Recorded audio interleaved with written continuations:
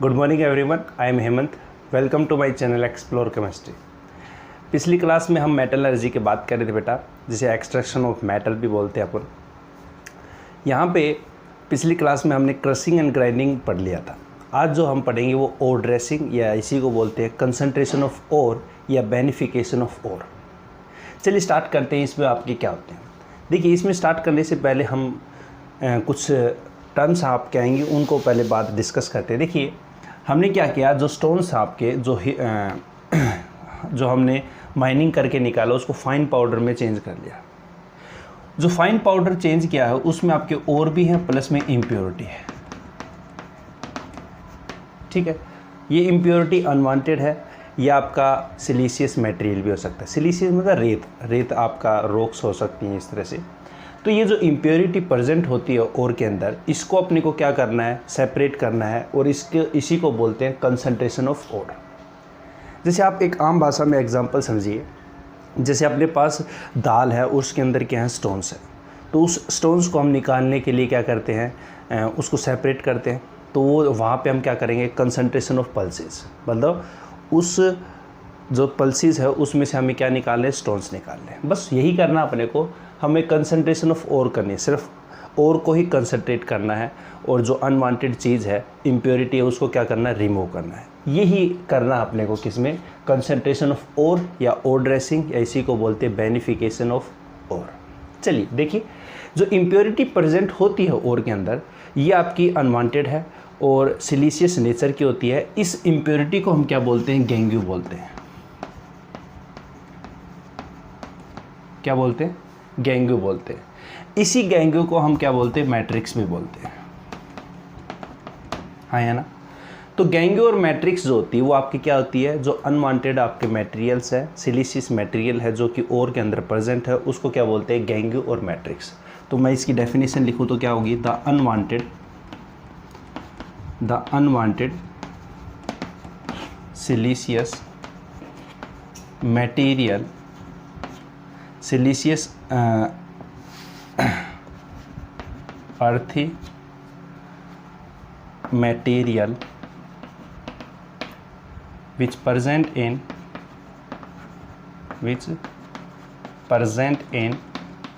ore, along with ore known as गैंग्यू, और इसी को क्या बोलते हैं, मैट्रिक्स। हाँ या ना। मतलब जो आपने फाइन पाउडर करके, मतलब आपने जो आयरन मिल की सहायता से उसको फाइन पाउडर चेंज किया है, उस फाइन पाउडर के अंदर आपकी क्या है, इम्प्योरिटी प्रेजेंट है। उस इम्प्योरिटी को हम क्या बोलते हैं, गैंग्यू या मैट्रिक्स बोलते हैं। ये आपकी डेफिनेशन है गैंग्यू और मैट्रिक्स की। मतलब जो अनवांटेड सिलिशियस अर्थी मटेरियल जो प्रेजेंट होता है, उसी को हम क्या बोलते हैं, यहाँ पे गैंग्यू और मैट्रिक्स बोलते हैं। इसमें आपके एग्जाम्पल क्या हो जाएंगे, सैंड हो जाएगा, या आपके कोई स्टोन पार्टिकल्स हो जाएंगे। ये आपके कुछ एग्जांपल्स हैं इसमें। तो ये इसमें एग्जांपल आप लिखना चाहो, सैंड है, स्टोन है, ETC। ठीक है, ये आपका एग्जांपल है, फटाफट इसको राइट डाउन करिए। चलिए, तो कंसंट्रेशन ऑफ ओर की डेफिनेशन क्या हो जाएगी कि removal of gangue particle from ore, कि हमें गैंग्यू पार्टिकल को रिमूव करना है, मैट्रिक्स को रिमूव करना है ओर से। इस प्रोसेस को क्या बोलते हैं, कंसंट्रेशन ऑफ ओर या ओर ड्रेसिंग या बेनिफिकेशन ऑफ ओर। देखिए आपकी पहाड़ थे, इसमें माइनिंग करी अपन ने सबसे पहले, और यहाँ पे क्या हुए, आपके बड़े बड़े टुकड़े पत्थरों के। ठीक है, नॉर्मल से आप पिक्चर क्रिएट करिए। इस पिक्चर को हमने क्या, इस बड़े बड़े पत्थर को हमने छोटे पत्थरों में चेंज किया। क्या हुई, ये प्रोसेस क्रशिंग हो गई, यहाँ तक आ गया अपन। इस क्रशिंग को हमने क्या किया, फाइन पाउडर में चेंज कर लिया, जिसका प्रोसेस का नाम क्या है, पल्वराइजेशन नाम है। ठीक है, पल्वराइजेशन। अब यहाँ पे इसमें और भी है, और क्या है, इम्प्योरिटी भी है। ठीक है, यहाँ तक अभी तक इतना प्रोसेस अपन ने क्या किया, क्रशिंग एंड ग्राइंडिंग किया है। अब जो अपन बात करेंगे, इस ओर और इम्प्योरिटी को रिमूव करना है। इस मतलब रिमूवल ऑफ मैट्रिक्स या गैंग्यू पार्टिकल, मैट्रिक्स या गैंग्यू पार्टिकल्स फ्रॉम, किससे करोगे, फ्रॉम ओर, नोन एज इसी को क्या बोलेंगे, concentration of ore, concentration of ore, या इसी को ओर ड्रेसिंग बोल देंगे,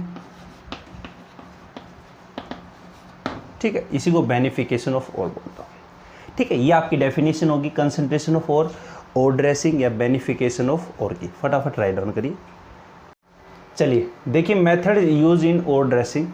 ओर ड्रेसिंग में आपके कौन कौन से मेथड यूज़ होते हैं, और यहाँ पे देखिए पहला जो मेथड है वो आपका है हैंड पिकिंग मेथड है। सिंपल नाम से पता चल रहा है, इसमें हम क्या करेंगे, नेक्ड आई से सेपरेट करेंगे और इम्प्योरिटी को। सेकंड मेथड जो है वो आपका कौन सा है, यहाँ पे ग्रेविटी मेथड है, ग्रेविटी मेथड। ग्रेविटी मेथड को ही क्या बोलते हैं, लेविगेशन मेथड बोलते हैं, इसी को हाइड्रोलिक वॉशिंग भी बोलते हैं, ठीक है ना। थर्ड जो आपका वो कौन सा है, इलेक्ट्रोमैग्नेटिक सेपरेशन। क्या बोलते हैं बेटा, इलेक्ट्रोमैग्नेटिक सेपरेशन, ठीक है। देखिए नाम से पता चला है इलेक्ट्रोमैग्नेटिक सेपरेशन। इसमें हम और इम्प्योरिटी मतलब जो गैंग्यू पार्टिकल्स हैं उसको सेपरेट करते हैं, किसकी सहायता से करेंगे सेपरेट, मैग्नेटिक फील्ड की सहायता से सेपरेट करेंगे। मतलब मैग्नेट लगा देंगे, मैग्नेट से मैग्नेटिक फील्ड जनरेट होंगी, मैग्नेटिक फील्ड की सहायता से और इम्प्योरिटी को जो डिफ्रेंशिएट करते हैं, सेपरेट करते हैं, उस मेथड को बोलते हैं इलेक्ट्रोमैग्नेटिक सेपरेशन। अगर और इम्प्योरिटी को हम इलेक्ट्रिक फील्ड की सहायता से सेपरेट करें, उस मेथड का नाम है इलेक्ट्रोस्टैटिक सेपरेशन, ठीक है। इसमें हम किसकी सहायता से यूज़ करेंगे, मैग्नेटिक फील्ड की सहायता से यूज़ करेंगे, आया ना। और इसमें हम किसकी सहायता से सेपरेट करेंगे, इलेक्ट्रिक फील्ड की सहायता से सेपरेट करेंगे। आ रही बात समझे। फिफ्थ आपका है यहाँ पे, फिफ्थ पॉइंट होगा आपका यहाँ पे जो सेपरेट है, froth flotation. Froth flotation method. इसमें हम देखेंगे कि और जो इम्प्योरिटी होती है उसमें एक तो आपका फ्रोथ बनाता है। फ्रोथ मतलब जो झाग होता है, जैसे आप बाल्टी लेते हैं, बकेट लेते हो, उस पानी के अंदर जो शैम्पू या आप डिटर्जेंट डालते हो तो उसके ऊपर जो फ्रोथ बन जाता है, झाग को बोलते हैं फ्रोथ, ठीक है ना। तो फ्रोथ फ्लोटेशन मेथड आपका। और सिक्स्थ जो आपका मेथड है वो आपका क्या है, ब्लीचिंग होता है आपका। ब्लीचिंग कपड़ों के लिए यूज़ होता है, आपकी एनिमल की जो खाल होती है उसमें यूज़ होता है ब्लीचिंग। यहाँ पे अपने को जो मेथड यूज़ करना वो है लीचिंग मेथड, ठीक है। अब बात करें अगर इनमें से कौन कौन से इंपॉर्टेंट है एग्जाम पॉइंट ऑफ व्यू से, एक तो आपका लीचिंग है, फ्रोथ फ्लोटेशन है, इलेक्ट्रोमैग्नेटिक सेपरेशन है और आपका ग्रेविटी मेथड है। ये आपके इंपॉर्टेंट है। और इनमें भी अगर मैं बात करूं, ग्रेविटी मेथड, इलेक्ट्रोमैग्नेटिक सेपरेशन और फ्रोथ फ्लोटेशन मेथड और लीचिंग मेथड, तो इनमें भी अगर इम्पोर्टेंस देखे जाए तो लीचिंग मेथड आपका इम्पोर्टेंट है ज़्यादा, और फिर आपका कौन सा फ्रोथ फ्लोटेशन है, और फिर आपका इलेक्ट्रोमैग्नेटिक सेपरेशन है। हमारी बात समझे। मतलब तीन मेथड तो आपको पढ़ने ही पढ़ने हैं, leaching method, froth flotation method और इलेक्ट्रोमैग्नेटिक सेपरेशन मेथड, ठीक है। एक फटाफट इसका नाम लिख दीजिए कि फटाफट, फिर इसको आगे पढ़ते हैं क्या है आपके। चलिए पहला मेथड आपका कौन सा, हैंड पिकिंग मेथड। नाम से पता चल रहा है हैंड पिकिंग मेथड। किस में यूज़ करेंगे भाई, ये तब यूज़ करेंगे जब आपकी इम्प्योरिटी जो है वो और से क्या हो, डिस्टिंग्विश हो, मतलब आपको दिखे। जैसे आप एग्जाम्पल के तौर पे समझिए कि ये आपके पास क्या है, यहाँ पे पल्सेस है, ठीक है। ये आपकी दाल है सपोज की, यहाँ पे आपके पास पल्सेस अलोंग विद स्टोन्स है। स्टोन्स को मैं यहाँ पे डार्क से दिखा देता हूँ, ठीक है। इसमें ये आपके पत्थर है, ठीक है, ज़्यादा मिलावट नहीं करेंगे। ये आपके क्या है, स्टोन्स हैं, ठीक। अब आपके घर पे जो मम्मी है उसको कैसे डिस्टिंग्विश करती है, ऐसे तो हाथ नहीं, हाँ भाई उसको मशीन के अंदर ले जाके कोई प्रोसेस करवाएगा, लॉन्ग प्रोसेस है, उसको तब सेपरेट करेंगे। हाँ भाई अपने घरों में है जो उसको सेपरेट कैसे करते हैं, उसको थाली के अंदर रखते हैं और उसको सेपरेट करना शुरू कर देते हैं, ठीक है। तो यहाँ पे हम क्या करते हैं, उसको पिकिंग की सहायता से करते हैं। आपको दिखता है कि ये आपका स्टोन है और ये आपके क्या है, पल्सेस है।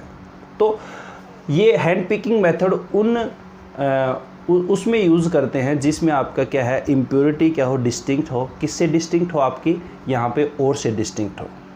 ठीक है, आपको पता चल जाए कि ये और है और ये आपकी इम्प्योरिटी है, उस केस में हम हैंड पिकिंग मेथड यूज़ करते हैं। ठीक है, तो ये फटाफट इसमें लिख दीजिए। This method is mainly used, this method is mainly used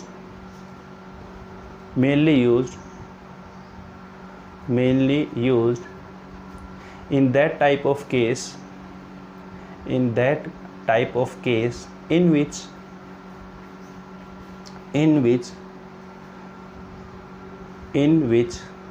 ore and impurity are distinct with each other,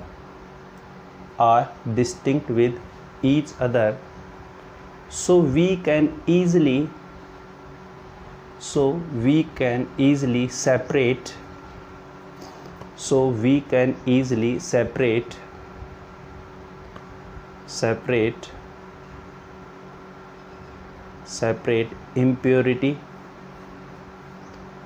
impurity from ore. Such type of method is known as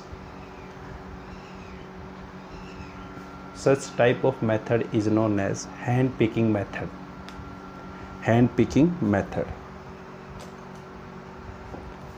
ठीक है, ये डायग्राम बनाना चाहो तो बना सकते हो। पल्सीज की जगह पे मैं यहाँ पे क्या कर दूँ, और कर दूँ, और ये स्टोन्स की जगह पर स्टोन्स या इम्प्योरिटी कर दो। आया ना, फटाफट इसके डायग्राम बनिए। देखिए, दूसरा मेथड आपका कौन सा, ग्रेविटी मेथड, लेविगेशन मेथड और हाइड्रोलिक वॉशिंग मेथड। देखिए, जितने भी आपके मेथड्स हैं और ड्रेसिंग में, आपको ये बात ध्यान में रखनी है कि इसमें आपको ये पता होना चाहिए कि किस ओर के लिए काम में आ रहा है। सबसे पहले आपको ये बताओ कि विच ओर, ये जो मेथड यूज़ हो रहा है वो कौन से ओर के लिए यूज़ हो रहा है। सल्फाइड ओर है आपका, या ऑक्साइड ओर है, या और कोई आपका ओर है। क्योंकि क्वेश्चन पूछ लिया जाता है कि levigation method having which use in which type of ore. ठीक है, तो कौन सा ओर आपके लिए काम में आएगा, यहाँ पे ऑक्साइड ओर है, सल्फाइड ओर है, तो विच ओर के लिए आपका कौन सा मेथड यूज़ हो रहा है। दूसरा आपका यहाँ पे अगर बात करूँ मैं दूसरा अगर पॉइंट है यहाँ पे, तो प्रिंसिपल, कि ये जो आपके मेथड्स हैं उसका प्रिंसिपल क्या है आपका।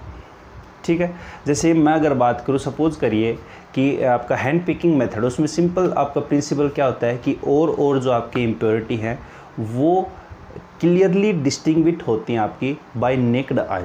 ये आपका सिंपल सा प्रिंसिपल है उसका। ठीक है, और यहाँ पे अगर बात करूँ मैं थर्ड जो आपका, वो एक डायग्राम होगा, इसमें डायग्राम प्लस में उसकी वर्किंग। ये सीक्वेंस आपको इसमें ध्यान में रखनी है। अब चलिए स्टार्ट करते हैं लेविगेशन मेथड और आपकी हाइड्रोलिक वॉशिंग या ग्रेविटी मेथड। देखिए, अगर बात करूं मैं यहाँ पे कौन से और काम में आते हैं, तो यहाँ पे जो आपके काम में होते हैं, जैसे ऑक्साइड और है, उसके लिए काम में आता है ये मेथड, जो वो ऑक्साइड और के लिए काम में आता है, पहली बात। दूसरी आपका जो प्रिंसिपल है, किस प्रिंसिपल के ऊपर ये आपका बेस्ड है, नाम से पता चल रहा है ग्रेविटी मेथड। ग्रेविटी किसके ऊपर काम करेगी कि कोई आपका ऑब्जेक्ट कोई हैवियर होगा और कोई आपका लाइटर होगा, मतलब कोई हल्का और कोई आपका भारी है। सीधी सी बात है, कोई आपके पास एक, मैं अगर यहाँ पे पेन ले लूँ यहाँ पे और एक डस्टर ले लूँ, जिसका वेट ज़्यादा वो उस पर क्या होगा, जल्दी से आपका नीचे जाएगा। बस यही यहाँ पे मेथड लगेगा। तो यहाँ पे जो आपका प्रिंसिपल काम करेगा वो क्या करेगा कि जो और जो गैंग्यू है उसकी जो ग्रेविटी है वो दोनों के ऊपर क्या करेगी, अलग अलग काम करेगी। मतलब ग्रेविटी बेस्ड ऑन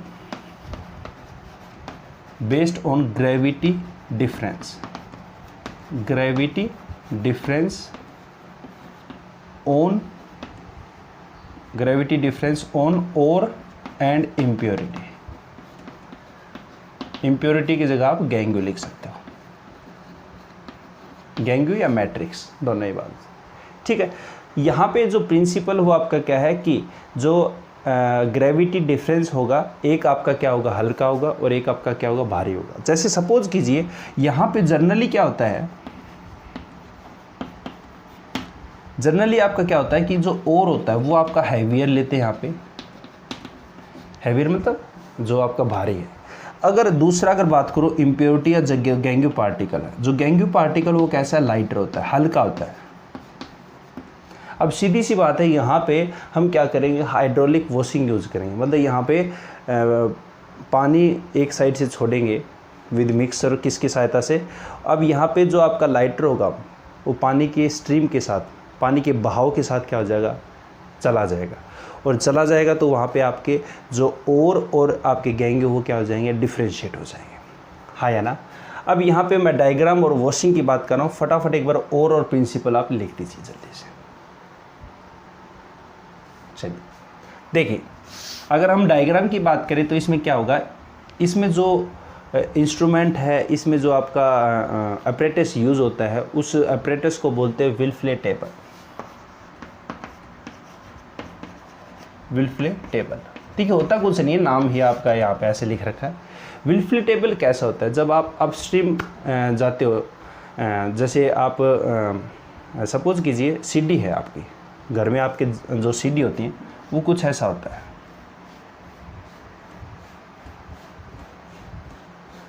हाँ या ना, कुछ ऐसा आपका, मतलब आप जैसे छत के ऊपर जाते हो तो यहाँ पे सीढ़ी इस तरह से ऊपर चढ़ती हुई जाती है, बिल्कुल यही है। अब यहाँ पे क्या होता है, इसकी जो किनारी होती है उस किनारी को क्या कर देते हैं हम, जैसे यहाँ पे ये आपकी एक सीढ़ी है और ये दूसरी सीढ़ी है, ठीक है, इस किनारी में हम छोटा सा यहाँ पे इसमें इस तरह से कर देते हैं, आप समझे, मतलब इसकी जो किनारी है उसको थोड़ा सा ऊपर कर देते हैं। क्यों करते हैं, ताकि जो आपका और आएगा वो ऐसा नहीं कि आपका गैंग्यू पार्टिकल के साथ चला जाएगा, मतलब इसकी जो किनारी है उसको हम थोड़ा सा हाइट दे देते हैं, इसको यहाँ बस इतनी सी हाइट देनी है,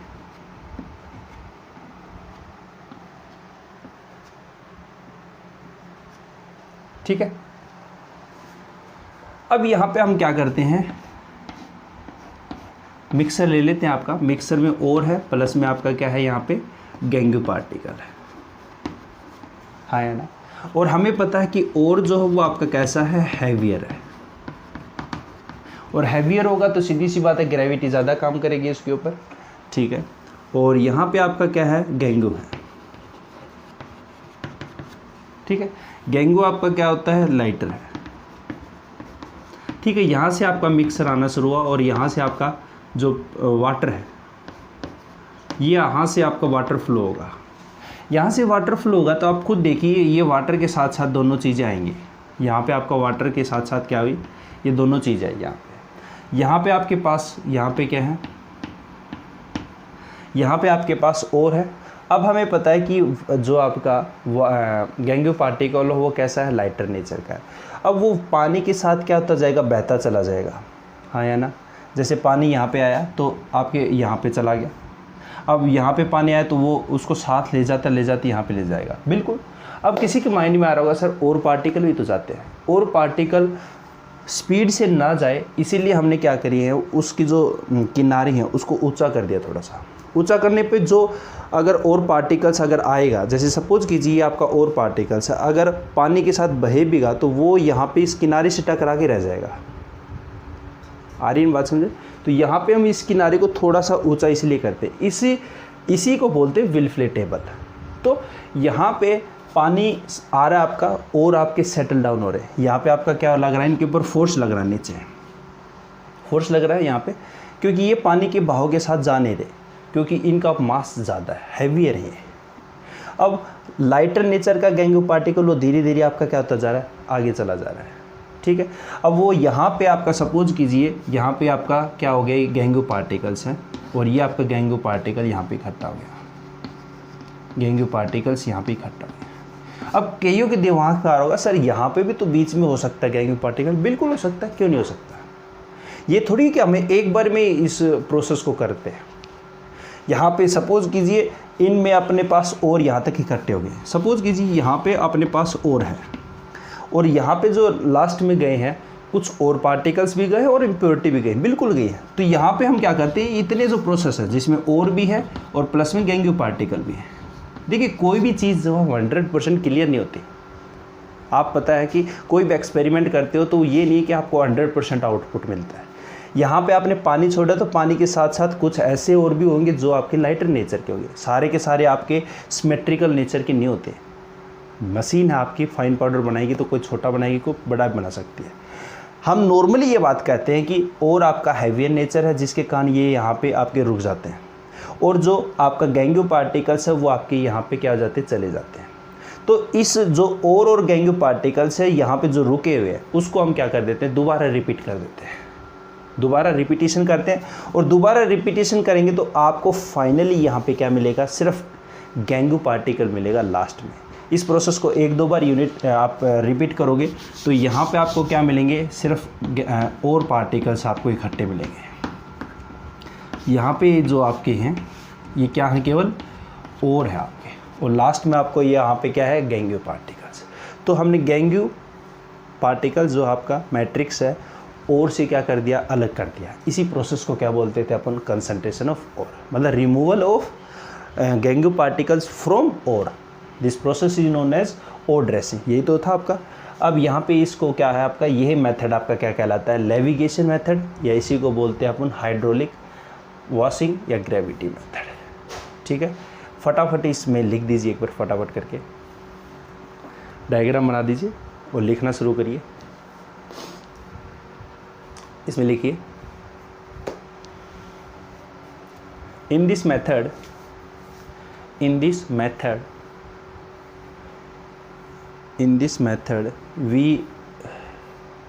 we take Wilfley table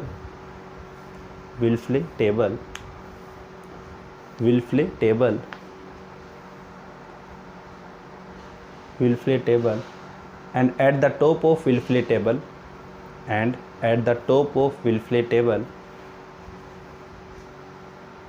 we take mixture of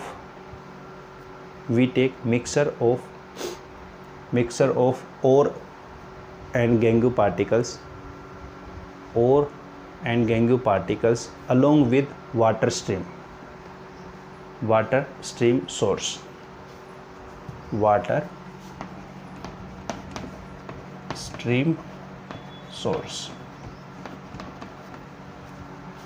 ठीक है, मतलब पानी का थोड़ा प्रेशर ज़्यादा हो, water stream source. Next line से लिखना, we know that gangue particles are lighter in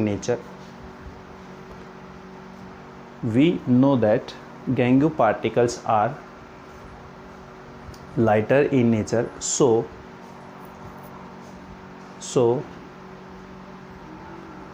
so they are flow along with water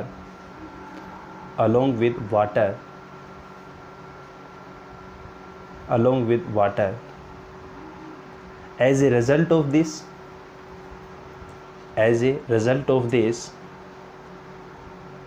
impurity will be removed from ore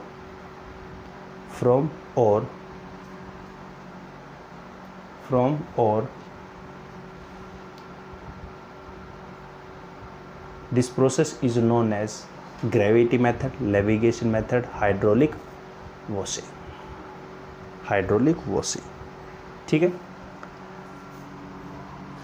star करके एक बात लिख देना, कोई दिक्कत नहीं। इसमें लिख देना, this method is mainly used for oxide और। ये बात लिखवा भी दी थी मैंने शॉर्ट फॉर्म में, प्रिंसिपल आपने लिख ही दिया, स्टार करके लिख दो। This method is mainly used in oxide और। ऑक्साइड और कौन कौन से, हेमेटाइट है, जैसे हेमेटाइट है। हेमेटाइट कौन सा था आपका, आयरन का था, बिल्कुल। आयरन में आपका यहाँ पे हेमेटाइट का फॉर्मूला क्या था, Fe2O3। ठीक है, ऑक्साइड और में जैसे आपका टिन स्टोन है, टिन स्टोन जैसे आपका मैंने आपको ट्रिक में बताया था, और कि टीना यह कैसेटराइट है। कैसेटराइट, टिन स्टोन को ही कैसेटराइट बोलते हैं, कैसेटराइट, ठीक है। टिन स्टोन को ही कैसेटराइट बोलते हैं। और यहाँ पे कैसेटराइट का फॉर्मूला होता है SnO2, ठीक है। ये आपके कुछ एग्जांपल्स हैं ऑक्साइड और के, ETC कर दो, ठीक है। तो इस वीडियो में हमने यहाँ पे हैंड पिकिंग मेथड देखा और दूसरा आपका लेविगेशन मेथड देखा। आई होप आपको सारी चीज़ें क्लियर हो गई होंगी, कैसे ये आपका वर्क करता है, कैसा प्रिंसिपल आपका, और किस और के लिए यूज़ करते हैं।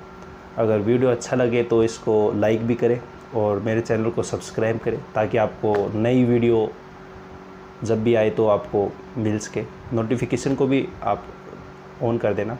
Thank you very much. Hello everyone, I am Hemant, welcome to my channel explore chemistry. आज का टॉपिक है आपका यहाँ पे इलेक्ट्रोमैग्नेटिक सेपरेशन। पिछली क्लास में हम बात कर रहे थे बेटा ओर ड्रेसिंग, उसमें हमने 2 मेथड पढ़ चुके थे, हैंड पिकिंग मेथड और लेविगेशन मेथड, जिसको ग्रेविटी और हाइड्रोलिक मोशन के नाम से जानते हैं। आई होप आपको दोनों समझ में आ गए हों। चलिए बात करते हैं इलेक्ट्रोमैग्नेटिक सेपरेशन मेथड। देखिए, इसमें मैंने आपको पहले बता दिया था कि इलेक्ट्रोमैग्नेटिक सेपरेशन मेथड जो हो, यहाँ पे हम क्या करेंगे, और जो गैंग्यू पार्टिकल है, मैट्रिक्स पार्टिकल्स, जो इम्प्योरिटी है, उसको क्या करेंगे, डिस्टिंग्विश करेंगे। किसकी सहायता से डिस्टिंग्विश करेंगे, सेपरेट करेंगे? मैग्नेटिक फील्ड की सहायता से करेंगे। तो यहाँ पे सिंपल सी अगर इसकी डेफिनेशन दे सकते हो तो यहाँ पे हम ये कह सकते हैं कि in this method we can differentiate या we can separate ore and impurity by using magnetic field. This type of method is known as electromagnetic separation. है ना? किस और के लिए यूज़ होते हैं? तो यहाँ पे सबसे पहले बात करते हैं और मेनली ऑक्साइड और के लिए काम में आएंगे आपके, जो कि आपकी मैग्नेटिक और नॉन मैग्नेटिक नेचर दोनों हो सकते हैं। मैग्नेटिक और नॉन मैग्नेटिक नेचर हो सकते हैं, ठीक है। बात करें अगर यहाँ पे दूसरा प्रिंसिपल है, अगर प्रिंसिपल की बात करें, किस प्रिंसिपल के ऊपर काम करता है? सीधी सी बात है, मैग्नेट है, मैग्नेटिक फील्ड होगी, मैग्नेट मतलब जो अट्रैक्ट करेगा। तो यहाँ पे जो डिस्टिंग्विश होगा वो किसके आधार पे होगा? मैग्नेटिक और नॉन मैग्नेटिक नेचर के आधार पे होगा, कि आपका और या तो मैग्नेटिक नेचर का हो सकता है या नॉन मैग्नेटिक नेचर का हो सकता है। तो यहाँ पे अगर इस प्रिंसिपल की बात करें तो बेस्ड ऑन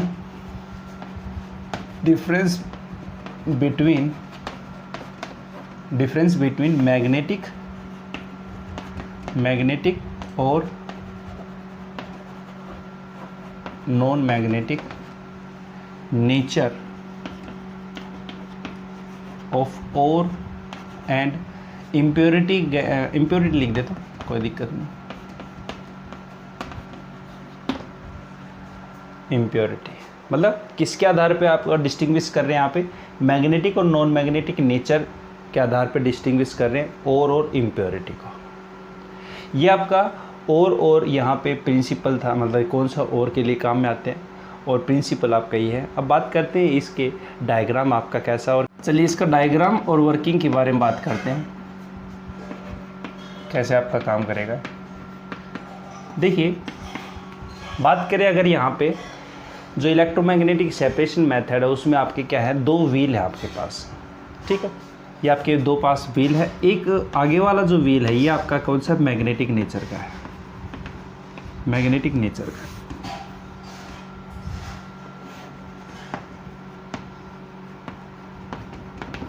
ठीक है। और जो पीछे वाला व्हील है वो सिंपल व्हील है आपका, इसमें नॉन मैग्नेटिक नेचर है, नॉन मैग्नेटिक नेचर, कोई दिक्कत नहीं। बस अब यहाँ पे आपको क्या करना है, यहाँ पे मिक्सर लेना है।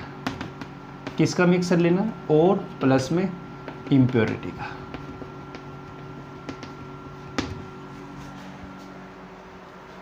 सपोज कीजिए मैं यहाँ पे मान के चल रहा हूँ कि और जो हुआ आपका मैग्नेटिक नेचर है, मैग्नेटिक नेचर का है, मतलब वो चुंबक के साथ चिपकेगा।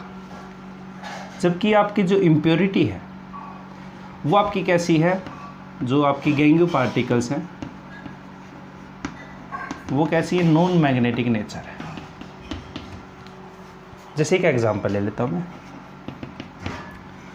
मैंने एग्जांपल लिया मैग्नेटाइट का। मैग्नेटाइट का फॉर्मूला क्या होता है, Fe3O4।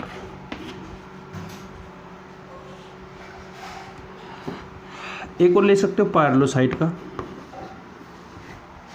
पायरलोसाइट। मैंगनीज का होता है MnO2।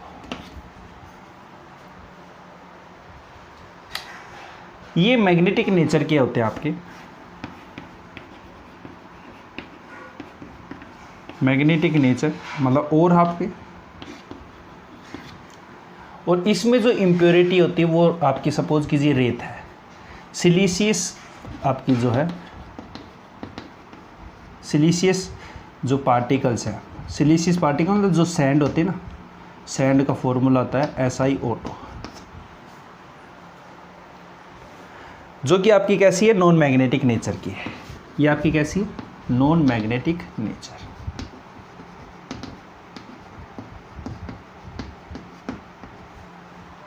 ठीक है, बस देख। अब और आपका मैग्नेटिक नेचर है और इम्प्योरिटी आपकी नॉन मैग्नेटिक नेचर। इस रोलर को हमने क्या किया, घुमाना शुरू करा। जैसे ही घुमाएंगे तो आपका यहाँ पे ये मिक्सर आएगा आपका, बिल्कुल यहाँ पे आपका मिक्सर आया। अब इसमें और तो आपका मैग्नेटिक नेचर है और इम्प्योरिटी कैसी है, नॉन मैग्नेटिक नेचर। तो यहाँ पे आते ही जो इम्प्योरिटी है वो नॉन मैग्नेटिक नेचर है, तो सबसे पहले तो वही गिर जाएगी जाके। तो यहाँ पे आपके पास क्या आ जाएगी, यहाँ पे सपोज कीजिए कंटेनर अपने पास, तो यहाँ पे आपका सबसे पहले इम्प्योरिटी आके गिर जाएगी। क्यों, क्योंकि उसमें मैग्नेटिक नेचर नहीं है। तो यहाँ पे जो व्हील है उसकी जो चुंबक है उसके ऊपर काम ही नहीं कर पाएगा मैग्नेटिक फील्ड। पर जैसे ही आपकी यहाँ पे कौन सा आया, और है, और इसके साथ अभी चिपक के चलेंगे। कहाँ तक चलेंगे, यहाँ तक, क्योंकि यहाँ तक इसका मैग्नेटिक फील्ड तो है ही। यहाँ पे जैसे आए तो अब मैग्नेटिक फील्ड ख़त्म हो गया। व्हील का मैग्नेटिक फील्ड यहाँ तक था, अब मैग्नेटिक फील्ड सपोज कीजिए यहाँ तक है। अब यहाँ पे इसके बाद गिरने शुरू हो जाएंगे। यहाँ पे अपने पास सपोज कीजिए दूसरा, यहाँ पे इसमें इकट्ठे हो गया आपके जाके, मतलब यहाँ पे तो आपकी इम्प्योरिटी इकट्ठी होगी जो कि आपकी नॉन मैग्नेटिक नेचर की थी, और यहाँ पे आपकी क्या होगी, और इकट्ठा हो गया।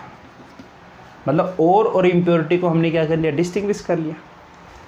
यहाँ पे और इसलिए यहाँ पे आया क्योंकि मैग्नेटिक नेचर है, क्योंकि यहाँ तक तो वो चिपक के रहेगा। यहाँ पे कन्वेयर बेल्ट के साथ आया, कन्वेयर बेल्ट के साथ साथ यहाँ पे इसके साथ चिपक कर रहा, क्योंकि मैग्नेटिक फील्ड उसको चिपका के रखेगी और को। पर जैसे ही यहाँ पे आया तो मैग्नेटिक फील्ड ख़त्म हो गया, और ख़त्म होते वो धड़ाम से नीचे पड़ेगा, और जैसे ही पड़ेगा तो यहाँ पे आपका क्या हो जाएगा, इकट्ठा हो जाएगा। मतलब एक तरीके से यहाँ पे वो आम भाषा में उसको कुड्डा बोलते हैं, और कि यहाँ पे कुड्डा बना दिया, और इसको इंग्लिश में हिप बोलते हैं कि यहाँ पे hip of impurity and hip of और विल बी फॉर्म्ड। मतलब जैसे अपन कहते हैं गांव में कि भाई बजरी का कुड्डा है या रेत का कोई कुड्डा है। कुड्डा मतलब इसको एक जगह पे इकट्ठा कर रखा, ठीक है। तो ये इम्प्योरिटी आपकी क्या है, हिप है आपका कुड्डा, या इसको हम बोल सकते हैं ढेर, ढेर भी बोल सकते हो आप। तो यहाँ पे भी आपका क्या हो जाएगा, हिप इकट्ठा हो जाएगा, हिप ऑफ और। यहाँ पे भी हिप ऑफ इम्प्योरिटी इकट्ठी होगी, और यहाँ पे हिप ऑफ और इकट्ठा हो गया। तो अपने को क्या करना था, और ड्रेसिंग में क्या कर रहे हैं, रिमूवल ऑफ गैंगियो पार्टिकल्स फ्रॉम और, नॉन एज और ड्रेसिंग। और यहाँ पे अगर मैग्नेटिक फील्ड की सहायता से डिफ्रेंशिएट करेंगे तो उसको क्या बोल देंगे अपन, इलेक्ट्रोमैग्नेटिक सेपरेशन मेथड है। आ रही बात समझे। सबसे पहले और आपने लिख ही दिया, और क्या आपका प्रिंसिपल लिखवाई दिया, डायग्राम बनाओ फटाफट, और इसके साइड में एग्जांपल लिख दो, और इसके बाद मैं लिख रहा हूँ उसको लिखना, इसमें लिख दो। In this method we use to roller, roller भी बोलते हैं इसको, व्हील भी बोल सकते हो। In this method we use roller along with conveyor belt in which one wheel having magnetic nature and other wheel is non-magnetic nature.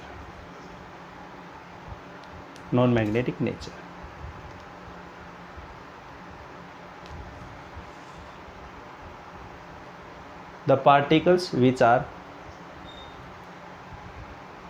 अलग next line से लिखना, those particles which are non-magnetic in nature form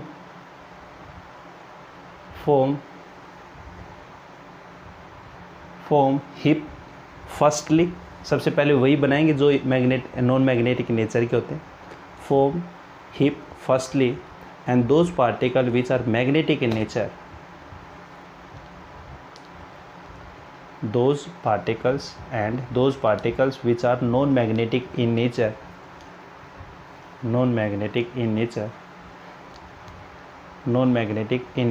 they form another heap afterward.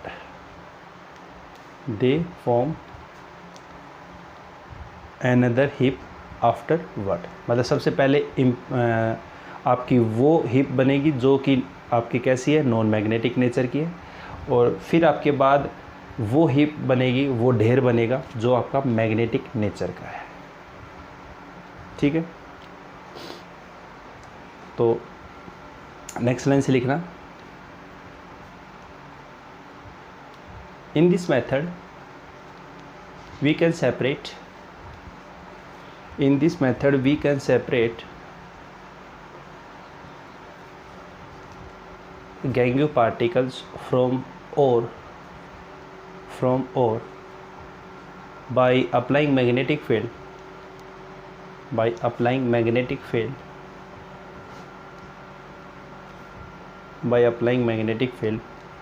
known as electromagnetic separation method.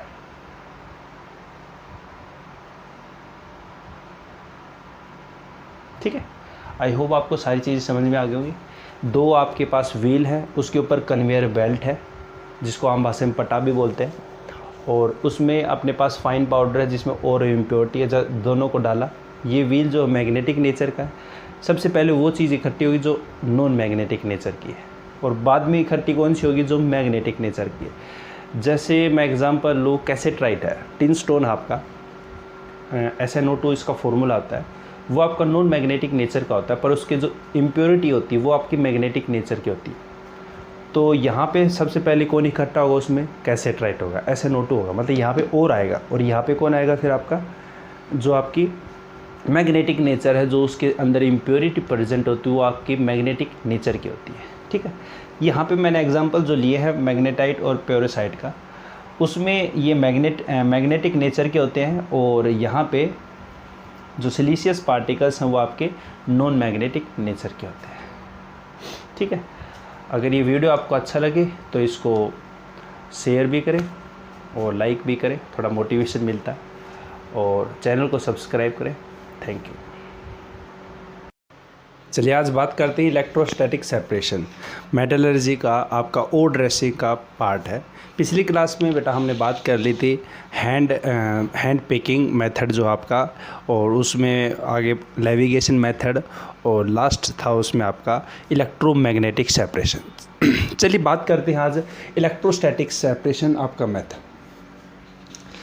देखिए electromagnetic separation क्या था कि हम ओर और impurity को डिफ्रेंशिएट करते हैं by using magnetic field. Magnetic field की सहायता से हम सेपरेशन जो करते हैं उसको क्या बोलते थे, इलेक्ट्रोमैग्नेटिक सेपरेशन। ठीक है, यहाँ पे जो आपका है इलेक्ट्रोस्टैटिक सेपरेशन, वो आपका क्या है कि सेपरेट कर रहे हैं हम किसको, इम्प्योरिटी और ओर को, बाय यूजिंग इलेक्ट्रिक फील्ड, उसको क्या बोलेंगे, इलेक्ट्रोस्टैटिक सेपरेशन। तो यहाँ पे हम इलेक्ट्रिक फील्ड की सहायता से और इम्प्योरिटी को क्या करेंगे, डिफरेंट करेंगे। ठीक है। देखिए सबसे पहले हम बात करते हैं इसमें कौन से ओर यूज़ में होते हैं। बेसिकली ये आपका सल्फाइड ओर के लिए काम में आता है, पहली बात। दूसरी बात, इसका प्रिंसिपल किसके ऊपर काम करता है। इसका प्रिंसिपल हम ये देखेंगे कि जो आपके ओर हैं उसमें और जो पार्टिकल्स है वो गुड कंडक्टर ऑफ आपका क्या है, गुड कंडक्टर इलेक्ट्रिसिटी है। जैसे उसको इलेक्ट्रिक फील्ड दे देंगे तो वो इलेक्ट्रिकली चार्ज हो जाएगा, और इलेक्ट्रिकल चार्ज हो जाएगा तो सीधी सी बात है बेटा उसके ऊपर कुछ ना कुछ चार्ज आ जाएगा। अगर वो चार्ज पॉजिटिव आता है तो हम इलेक्ट्रोड को ऐसे एडजस्ट करेंगे उस पर भी पॉजिटिव हो, और रिपल्सन के कारण वो आपका और पार्टिकल्स क्या हो, दूर फेंका जाए। देखिए अभी बताते हैं। अभी सबसे पहले जो प्रिंसिपल वो क्या है आपका, जो और पार्टिकल्स हैं वो आपके क्या हैं, गुड कंडक्टर हैं इलेक्ट्रिसिटी के, क्योंकि वो इलेक्ट्रिकली चार्ज है। तो यहाँ पे मैं लिख सकता हूँ difference between electrical charge of ore and impurity particles, that is ore particles are good conductor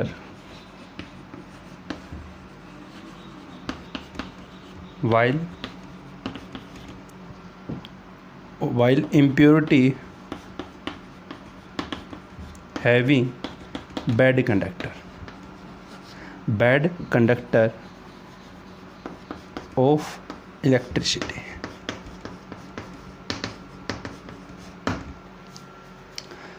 कि आपका यहाँ पे सपोज कीजिए बेटा आपके पास कोई मिक्सर है, ठीक है।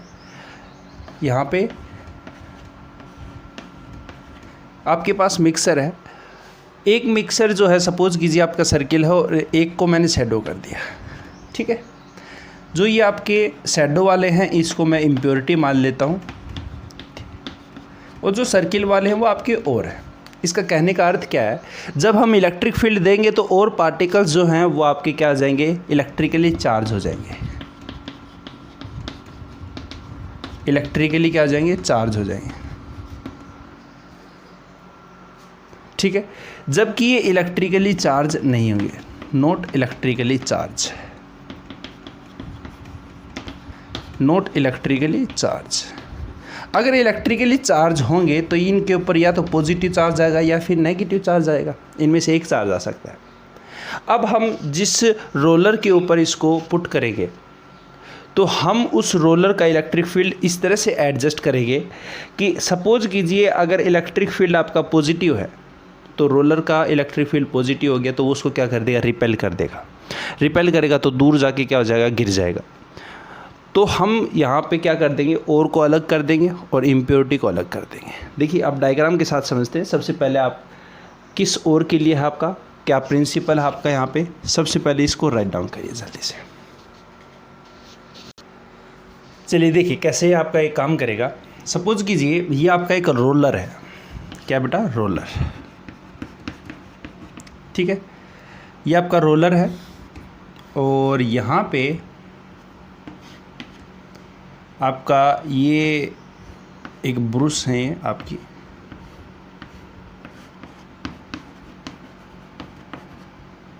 ब्रश आपकी, ये रोलर है सपोज कीजिए पॉजिटिवली चार्ज है। रोलर कैसा है आपका, मतलब हमने रोलर को इलेक्ट्रिक फील्ड जो दे रखी है वो कैसी दे रखी है, पॉजिटिवली चार्ज दे रखी है। मतलब रोलर हैविंग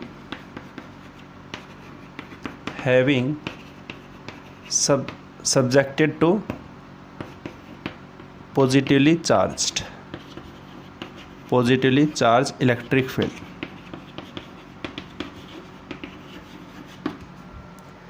कि हमने इस रोलर को पॉजिटिवली चार्ज क्या कर रखा है, इलेक्ट्रिक फील्ड दे रखा है, तो उसके ऊपर इलेक्ट्रिक फील्ड इसके ऊपर चार्ज कैसा हो गया, पॉजिटिव आ गया। अब हमें पता है कि और जो है वो कैसे हैं, गुड कंडक्टर है।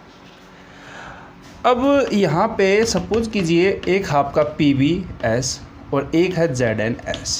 देखिए दोनों ही ओर हैं आपके। अब दोनों ओर को हमें क्या करना पड़ेगा, डिस्टिंग्विश करना पड़ेगा। जो PBS है आपका, ठीक है।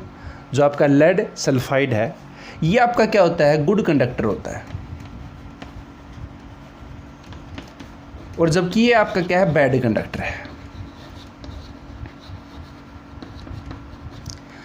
जैसे ही इसमें से इलेक्ट्रिक फील्ड प्रोवाइड करोगे तो ये इलेक्ट्रिकली चार्ज हो जाएगा, और बैड कंडक्टर का मीन्स ये इलेक्ट्रिकली चार्ज नहीं होगा। तो हमने क्या किया, यहाँ पे मिक्सर ले लिया, मिक्सर लिया आपका, और ये यहाँ पे इस मिक्सर में आपका और है, और क्या है, इम्प्योरिटी है। ठीक है, ये मिक्सर आपका है। यहाँ पे इस मिक्सर में मैं सपोज कीजिए ये जो डार्क वाले हैं इसको मैं और दिखा देता हूँ, और जो सर्किल वाले हैं इसको मैं इम्प्योरिटी दिखा देता हूँ। रोलर आपका रोटेट कर रहा है, ठीक है, रोलर आपका क्या कर रहा है, रोटेट कर रहा है। जैसे ही इसके ऊपर पार्टिकल्स गिरेंगे तो यहाँ पे आपके दोनों ही आएंगे, और भी होगी और इम्प्योरिटी भी होगी। सपोज कीजिए यहाँ पे ये आपकी कौन सी है, और है, और सिंपल जो सर्किल है वो आपकी क्या है, इम्प्योरिटी है। अब इलेक्ट्रोस्टैटिक सेपरेशन का जो प्रिंसिपल था वो क्या था कि और जो पार्टिकल्स होते हैं वो गुड कंडक्टर ऑफ इलेक्ट्रिसिटी होते हैं। मतलब यहाँ पे आपका होगा क्या कि ये जो आपका डार्क सर्किल है वो इलेक्ट्रिकली क्या हो जाएंगे, चार्ज हो जाएंगे, और इनके ऊपर चार्ज कैसा आ जाएगा, पॉजिटिव आ जाएगा। पॉजिटिवली क्या हो जाएंगे बेटा, चार्ज हो जाएंगे। क्यों? क्योंकि यहाँ पे जो रोलर है वो कैसा है, पॉजिटिवली चार्ज है। इसको इलेक्ट्रिक फील्ड कैसी दे रखी है, पॉजिटिवली चार्ज। ठीक है, यहाँ पे आपके क्या है, पॉजिटिवली चार्ज हो गए। अब ये भी पॉजिटिवली चार्ज है तो इसको क्या करेगा, रिपेल करेगा। अब रिपेल करेगा तो हम क्या करते हैं, इसके आगे एक ऐसा इलेक्ट्रोड लगा देते हैं जो इसको क्या कर रहे हैं, इसको खींचने में, मतलब इसको जब रिपेल करे तो इसको खींच ले। मतलब यहाँ पे आपका पॉजिटिवली चार्ज हो और ये आपका कैसा हो गया, नेगेटिवली चार्ज। हाँ है ना।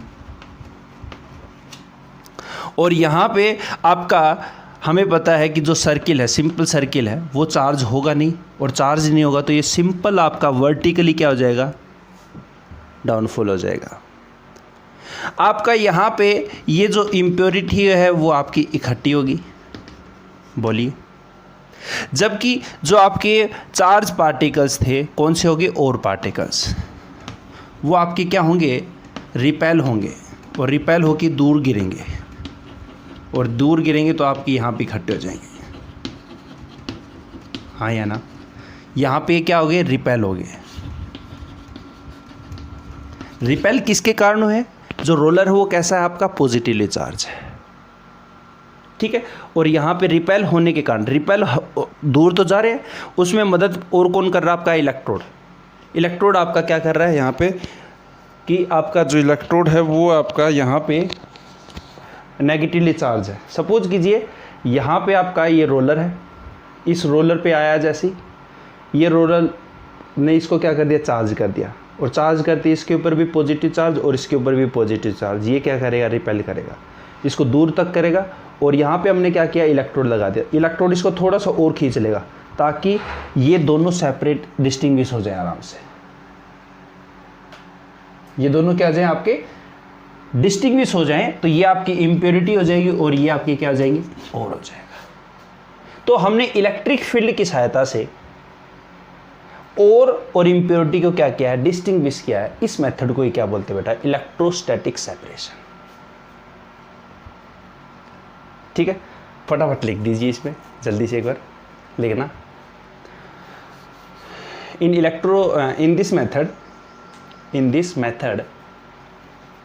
This method one particle having, ऐसी बात नहीं कि और ही आपके इलेक्ट्रिकली चार्ज होते हैं, कुछ ऐसी आपके अगर मिक्सचर देखें तो उसमें इम्प्योरिटीज़ होती है, वो भी इलेक्ट्रिकल चार्ज होती है। अपने को सेपरेट करना है। इन this method one particle having good conductor of electricity, so when we provide electric field, So when we provide electric field, they are electrically charged. They are electrically charged. They are electrically charged.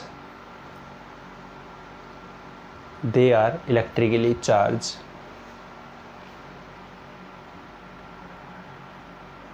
So they can easily separated. So they can easily separated by using electric field. By using electric field. Next line से लिखना, the separation of ore and impurity, the separation of ore and impurity by using electric field, by using electric field, by using electric field known as electrostatic separation, known as electrostatic separation. For example, lead sulfide and zinc sulfide, lead sulfide and zinc sulfide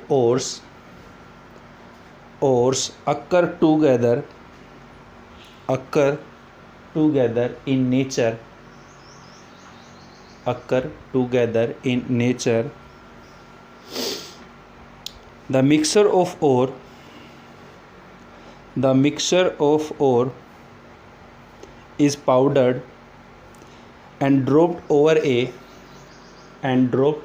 a roller which is subjected to electrostatic field, which is subjected to electrostatic field. PBS having good conductor, PBS having good conductor and immediately get charge, and immediately get charge and throw away from roller, and throw away from roller, whereas zinc sulfide poor conductor does not get charge and fall vertically from the roller. मतलब यहाँ पे जो impurity है वो क्या हो जाएगी आपकी, फॉल हो जाएगी जस्ट वर्टिकली, धड़ाम धड़ी सी गिरेगी। कल मिला की बात ये है, ठीक बेटा। ये आपका इलेक्ट्रोस्टैटिक सेपरेशन मेथड है आपका। आई होप आपको सारी बात समझ में आ गई। डायग्राम आप बना लेना इसका। अगर ये वीडियो अच्छा लगे तो इसको लाइक करके जाना, थोड़ा सा मोटिवेशन मिलता है इससे। और नए जो स्टूडेंट है इसको सब्सक्राइब करें। Thank you. चलिए आज बात करते हैं ओर ड्रेसिंग का। आपका सेकंड लास्ट मेथड है फ्रूट फ्लोटेशन मेथड। चलिए पिछली क्लास में बेटा हमने बात की थी ओर ड्रेसिंग के जो मेथड है आपके, hand picking method, levigation method, electromagnetic separation method, electrostatic separation method. आज बात कर रहे हैं अपन यहाँ पे froth flotation method.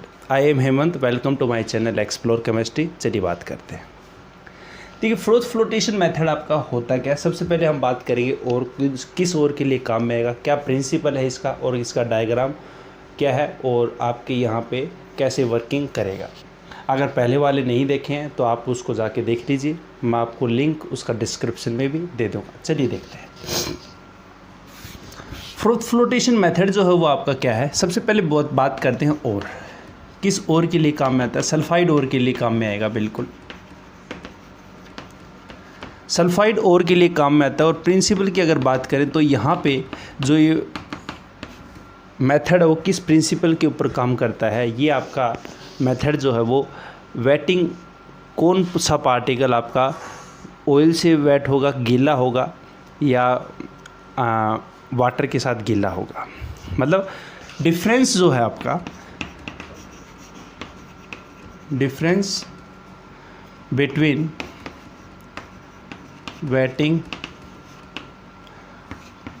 wetting particles, wetting property of ore and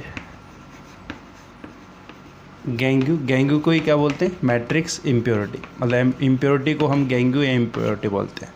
मतलब difference between wetting property of ore and गैंगू।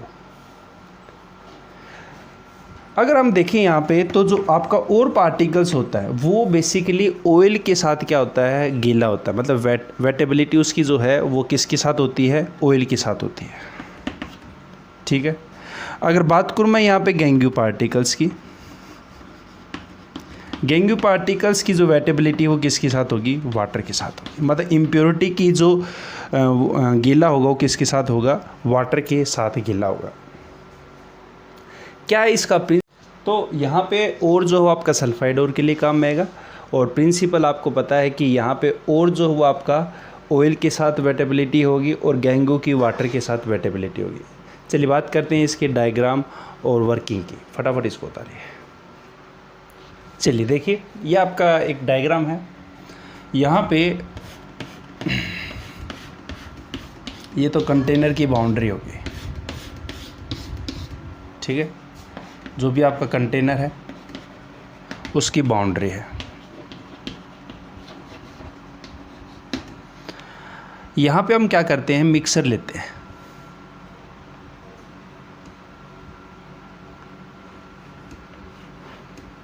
इसमें आपका क्या है, मिक्सर। मिक्सर में आपके पास और प्लस में इम्प्योरिटी है। इम्प्योरिटी मतलब गैंगू पार्टिकल्स, और इसमें अपन ने क्या कर दिया, वाटर फिल कर दिया।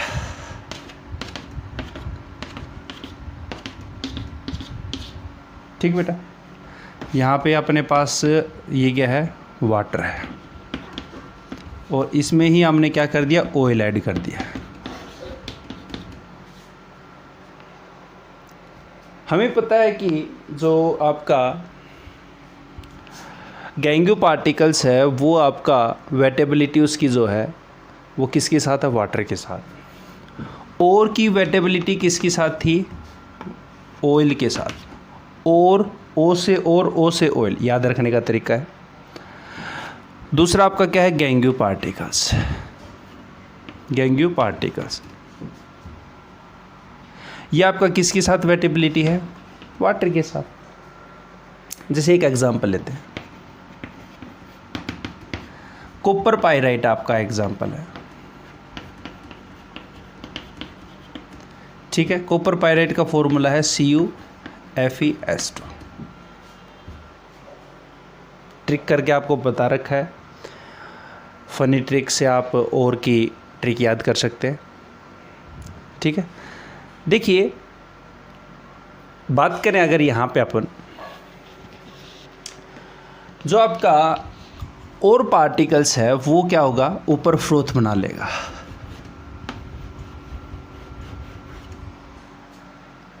क्योंकि इस पैडल को जैसे जैसे आप घुमाओगे वो आपका क्या बना लेगा, फ्रोथ बना लेगा। और नीचे जो हवा आपके वो क्या हो जाएंगे, इम्प्योरिटी कलेक्ट हो जाएगी। ये आपकी इम्प्योरिटी है और ये आपका फ्रोथ है विच कंटेन और पार्टिकल्स। देखिए है क्या बेसिकली बात है, यहाँ से आपने और इम्प्योरिटी डाली, ये आपकी यहाँ पे आती गई,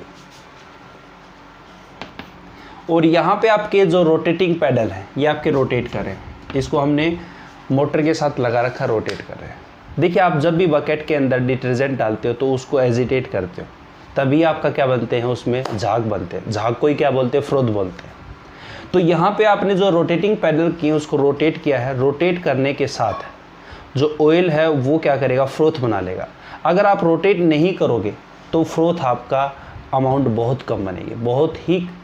जैसे आप डिटर्जेंट डाल दो बकेट के अंदर, तो आप उसके अंदर डिटर्जेंट डालोगे तो उसमें जो फ्रोथ है वो क्या ना के बराबर ही बनेगी।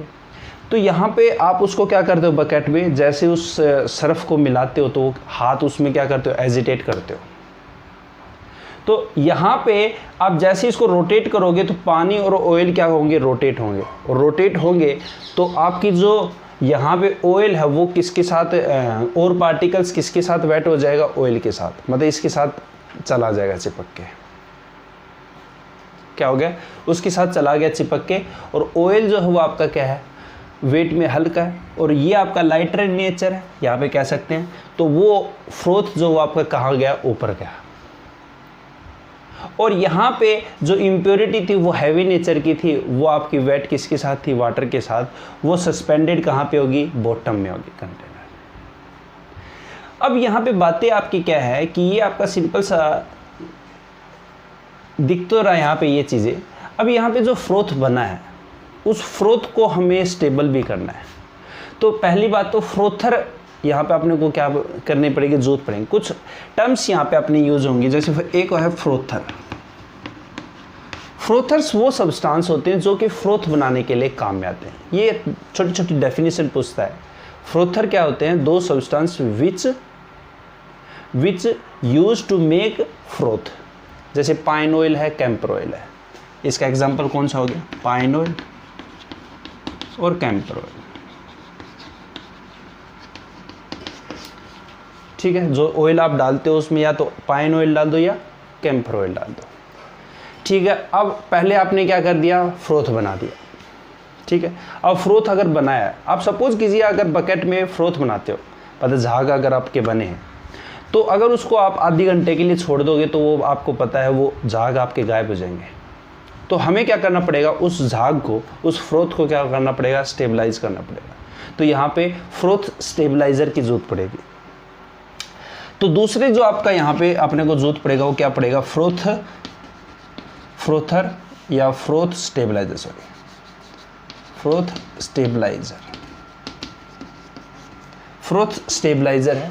फ्रोथ स्टेबलाइजर क्या होते हैं, those substance which enhance the life period of froth. जो आपकी झाग की लाइफ पीरियड है उसको क्या कर दे, इंक्रीज कर दे, उसको क्या बोलेंगे, फ्रोथ स्टेबलाइजर बोलेंगे। आगे बात समझें। तो यहाँ पे आपका क्या हो जाएगा, ये फ्रोथ स्टेबलाइजर। अगर मैं यहाँ पे एग्जांपल की बात करूँ फ्रोथ स्टेबलाइजर की, तो यहाँ पे एनालिन और क्रिस्नोल, एनालिन और क्रिस्नोल, ये इसके एग्जांपल है। ठीक है, अब यहाँ पे आपको एक और जरूरत पड़ेगी, जो आपने यहाँ पे बनाया है फ्रोथ।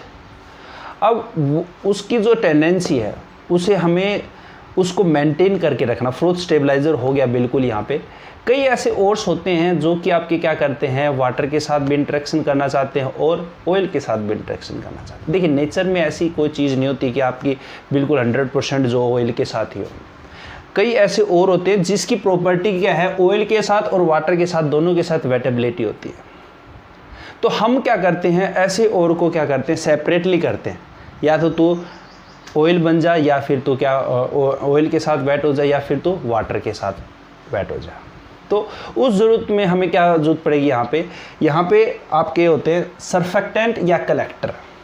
ठीक है, मेरे को स्पेस के लिए यहाँ पे थर्ड पॉइंट आपका, एक आपका क्या, कलेक्टर बोलते हैं इसको, या सरफेक्टेंट।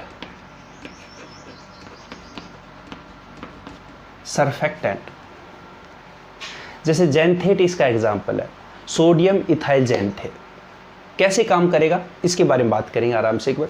सबसे पहले आप इस डायग्राम को उतार लीजिए, मैं इसको दोबारा बता दूंगा, कोई दिक्कत नहीं। फ्रोथर क्या है आपका, फ्रोथ स्टेबलाइजर क्या है, और कलेक्टर या इसी को सरफेक्टेंट बोलते हैं। सरफेक्टेंट एक्चुअल में क्या करता है कि सपोज कीजिए आपका और जो पार्टिकल्स है वो आपका इलेक्ट्रिकली चार्ज है, मतलब उसके ऊपर कोई चार्ज है, तो हम क्या कर देंगे, उसको ऐसे चार्ज बना देंगे और उसकी ऐसी प्रॉपर्टी जनरेट कर देंगे कि वो वाटर के साथ हाइड्रोफोबिक नेचर बिहेव करे। अगर वाटर के साथ हाइड्रोफोबिक बिहेव शो करेगा तो वो हमेशा ही ऊपर ही रहेगा, मतलब वाटर सरफेस के ऊपर, मतलब फ्रोथ में ही बना रहेगा। तो उसको क्या बोलते हैं, कलेक्टर बोलते हैं। उसी को सरफेक्टेंट बोलते हैं, सरफेस के ऊपर जो रहेगा उसी को क्या बोलते हैं, सरफेक्टेंट। सबसे पहले आप इस डायग्राम को फटाफट उतार लीजिए। लैंग्वेज आप अपने हिसाब से लिख दीजिए, नहीं तो मैं एक बार लिख रहा हूँ फटाफट, बता रहा हूँ फटाफट आप लिखिए। आप इसको एक बार यहाँ पे मिटो दीजिए, एक बार डायग्राम है ना, आप इसको बना लीजिए फटाफट। इस डायग्राम को बनाओ और उसके बाद लिखना शुरू करो। इसमें लिखना बेटा,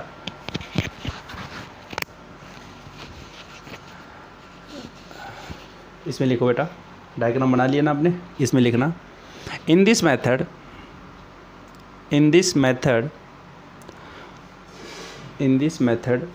we take a mixture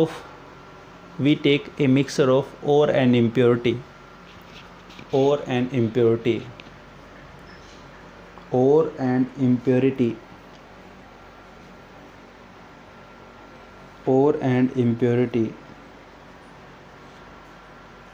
which having subjected into the container which contain oil and water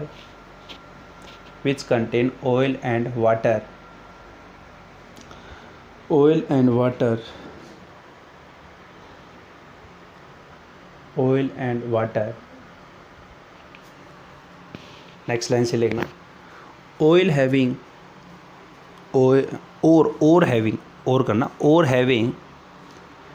wettability with oil and gangue particle wettability with water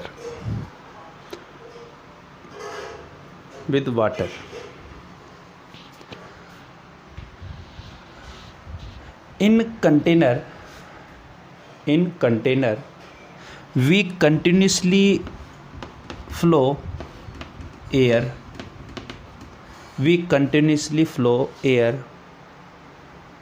because during rotating pedal they form froth easily।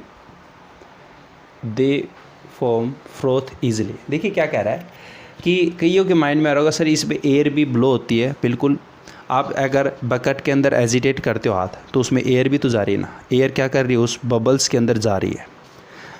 Bubbles क्या है आपका, ये आपका Surf है, उसके अंदर air है, आया ना। तो यहाँ पे एयर की ज़रूरत इसलिए पड़ेगी क्योंकि आपको फ्रोथ बनाना है।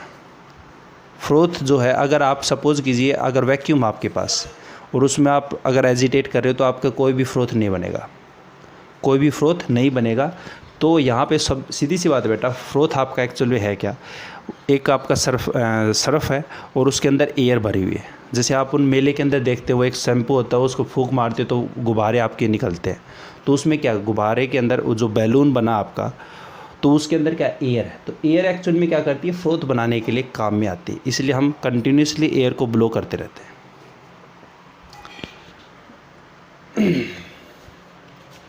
नेक्स्ट लाइन से लिखना,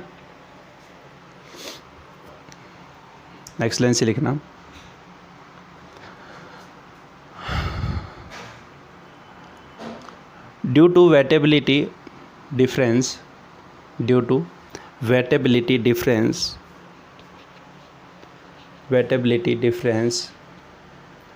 ore goes to surface along with oil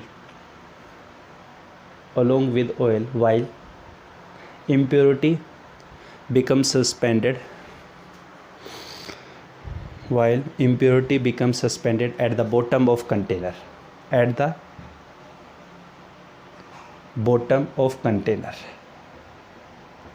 ठीक है। ये उतार लिया होगा आपने, उतार लो इसको फटाफट एक। चलिए देखिए, अब इसमें कुछ टर्म्स आपके आएंगी, सीधा आपको पूछता है। देखिए फ्रोथर क्या है, फ्रोथर अभी बताया था कि वे सब्सटेंस जो फ्रोथ बनाने के लिए काम में आते हैं उसको क्या बोलते हैं, फ्रोथर। एग्जाम्पल क्या दिया था, pine oil and camphor oil.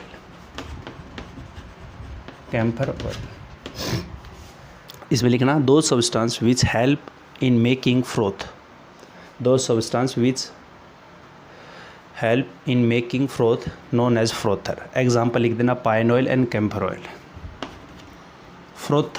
Froth stabiliser क्या होते हैं? जो फ्रोथ बना तो दिया आपने, वो स्टेबलाइज भी करना है। तो फ्रोथ स्टेबलाइजर नाम से पता चल रहा है, फ्रोथ को जो स्टेबलाइज करता है उसको फ्रोथ स्टेबलाइजर बोलेंगे। The substance which increase the substance विच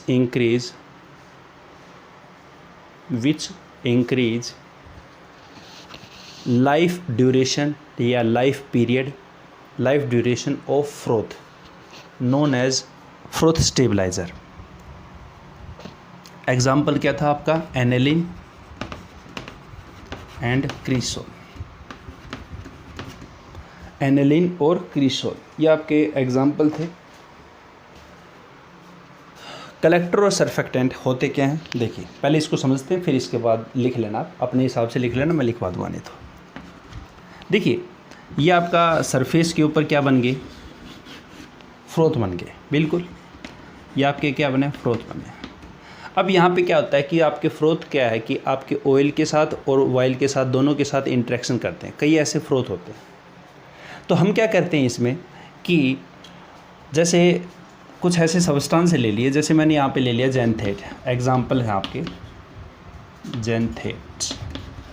जेंथेट्स में भी आपके एग्जाम्पल होते हैं सोडियम इथाइल जेंथेट्स, एक आपका पोटेशियम इथाइल जेंथेट। अगर मैं स्ट्रक्चर बनाऊँ इसका सोडियम इथाइल जेंथेट का, तो इसका जो फॉर्मूला है वो आपका क्या है? C2H5C डबल बॉन्ड S और यहाँ पे S और Na पॉजिटिव और ये आपका नेगेटिव। ये आपका क्या है? स्ट्रक्चर है सोडियम इथाइल जेंथेट का। ठीक है, ये आपका इथाइल हो गया, ये आपका जेंथेट, आपका सोडियम आपका लग गया यहाँ पे। पोटेशियम की अगर बात करूँ तो पोटेशियम सोडियम की जगह आ जाएगा आपका, मतलब इसका स्ट्रक्चर यही हो जाएगा C2H5C डबल बॉन्ड S और यहाँ पे S नेगेटिव Na पॉजिटिव। सभी को दिख तो रहा है ना?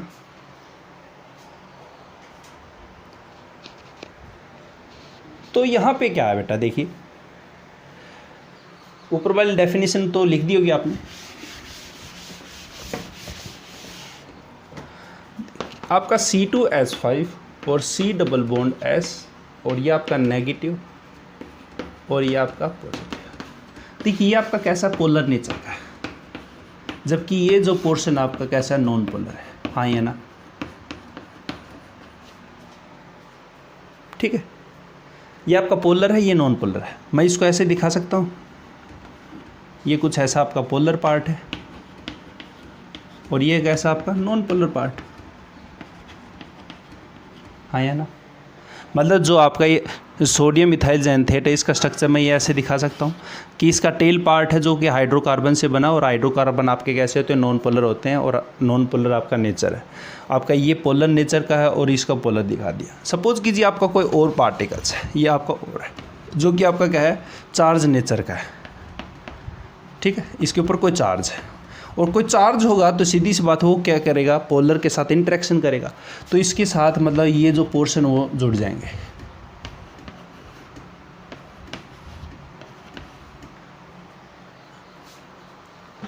ये डायग्राम कुछ ऐसा हो गया, ओवुलेशन का होता है ना, फर्टिलाइजेशन आप पढ़ते हो, ओवम प्लस स्पर्म का, ऐसा कुछ नहीं हो गया आपका।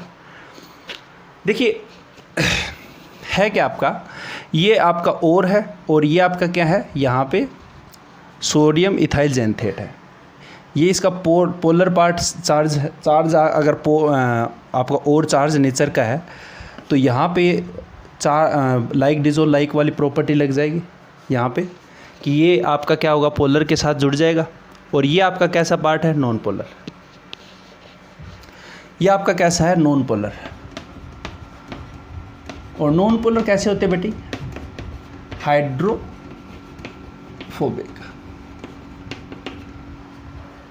हाँ या ना? मतलब कि हमने क्या किया, अगर कोई और ऐसा हो कि ऑयल के साथ भी इंटरेक्शन करना चाहता हो और वाटर के साथ भी इंटरेक्शन करना चाहता हो, तो हमने क्या कर दिया, उस और को हाइड्रोफोबिक नेचर बना दिया। उसकी सरफेस कैसी बन गई अब यहाँ पे आप क्या देखोगे कि इसकी सरफेस जो है वो कैसी बन गई आपकी, यहाँ पे इसकी जो सरफेस है वो कैसी है अब आपकी, हाइड्रोफोबिक नेचर की है। मतलब अगर ये यहाँ पे ये फ्रोथ बना है तो वो हमेशा ऊपर ही रहेगा। क्यों रहेगा, क्योंकि ये इसकी नेचर कैसी बन गई अब, हाइड्रोफोबिक नेचर की बन गई। हाइड्रोफोबिक रहेगा तो वो पानी के साथ इंटरेक्शन नहीं करेगा। तो हमने क्या कर दी, वेटेबिलिटी बढ़ा दी। मतलब वो सब्सटेंस, वो आपके सब्सटेंस जो वेटेबिलिटी को क्या कर दे, इंक्रीज़ कर दे और की, उसको क्या बोलते हैं हम, कलेक्टर या सरफेक्टेंट बोलते हैं। ये आपका क्या है, इस तरह से आप बात आगे समझ। देखिए कलेक्टर आपके कुछ एग्जांपल लिए मैंने। आपके सोडियम इथाइल जैंथेट का स्ट्रक्चर ये है, जो आपका C2H5 है, पोलर आपका हाइड्रोकार्बन है, जो कि आपका कैसा होता है, नॉन पोलर। और नॉन पोलर पार्ट आपका जो है वो क्या करेगा, यहाँ पे हमने उसको टेल से जो दिखा दिया, और जो S नेगेटिव और Na पॉजिटिव हो पोलर पार्ट है उसको हमने हेड से दिखा दिया। सपोज कीजिए और अगर आपका चार्ज नेचर का है तो यहाँ पे ये हेड जो है वो उसके साथ क्या हो जाएंगे, जुड़ जाएंगे। और इसकी जो टेल है वो कैसी है, नॉन पोलर, और ये आपके हाइड्रोफोबिक नेचर की होती है। फैट जो होते हैं आपके, हाइड्रोकार्बन जो होते हैं वो आपके फैट ही हैं, और ये आपके कैसे होते हैं, हाइड्रोफोबिक नेचर के होते हैं। हाइड्रोफोबिक नेचर के हैं तो यहाँ पे क्या करेगा, ये इससे पानी से दूर लेके जाएगा इसको। मतलब अब आपने ऐसे सब्सटेंस डाल दिए कि अब वो पानी के अंदर जाना भी चाहे तो नहीं जा सकता, क्योंकि उसकी सरफेस कैसी कर दी आपने, हाइड्रोफोबिक नेचर की कर दी। तो आपके कलेक्टर और सरफेक्टेंट आपके क्या हो जाएंगे, those substance which increase the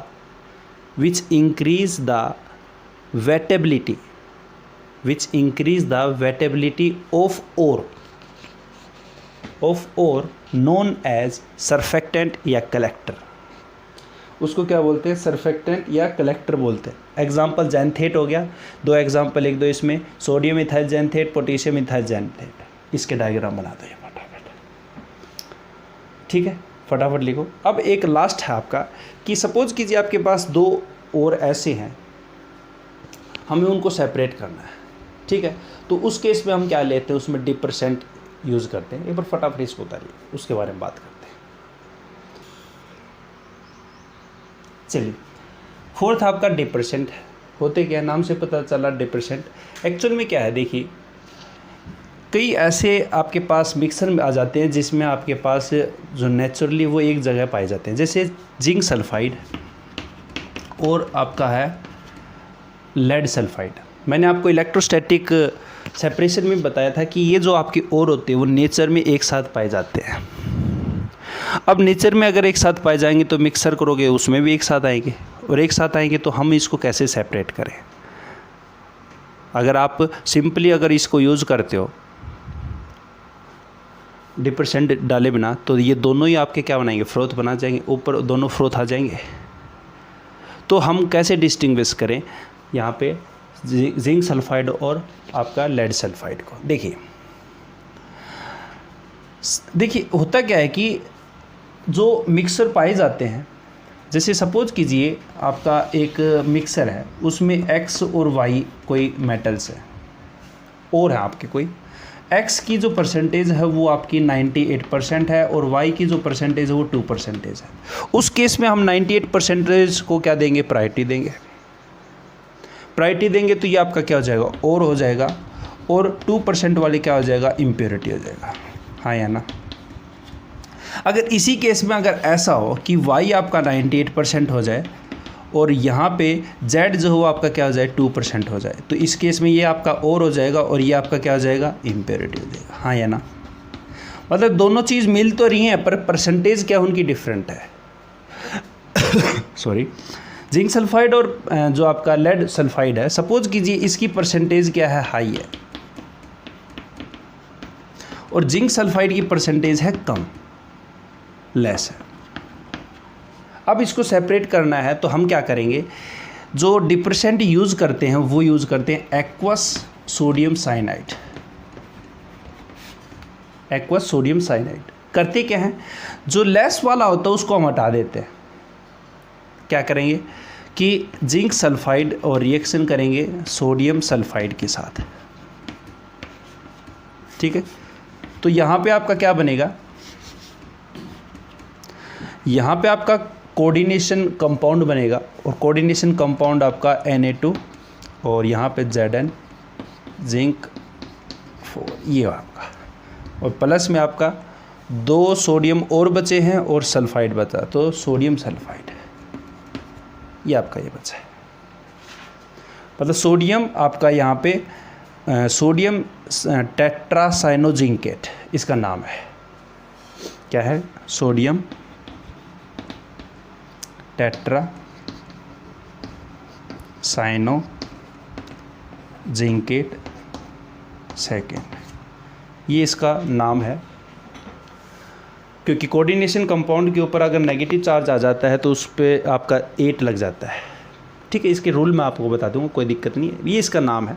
मतलब कुल मिला के बात क्या करा कि हमने इस मिक्सर में से सोडियम जो आपका जिंक सल्फाइड है, जिंक सल्फाइड का कोऑर्डिनेशन कंपाउंड बनाते हैं, मतलब इसको क्या कर दिया, हटा दिया। बचा क्या है आपका लेड सल्फाइड, ग्लेना, मतलब लेड ग्लेना बचा आपका। इसको हम यूज़ कर लेंगे। अब यहाँ पे इसको अगर यूज़ करते जा रहे हैं तो यहाँ पे आपकी अमाउंट इसकी तो बन गई।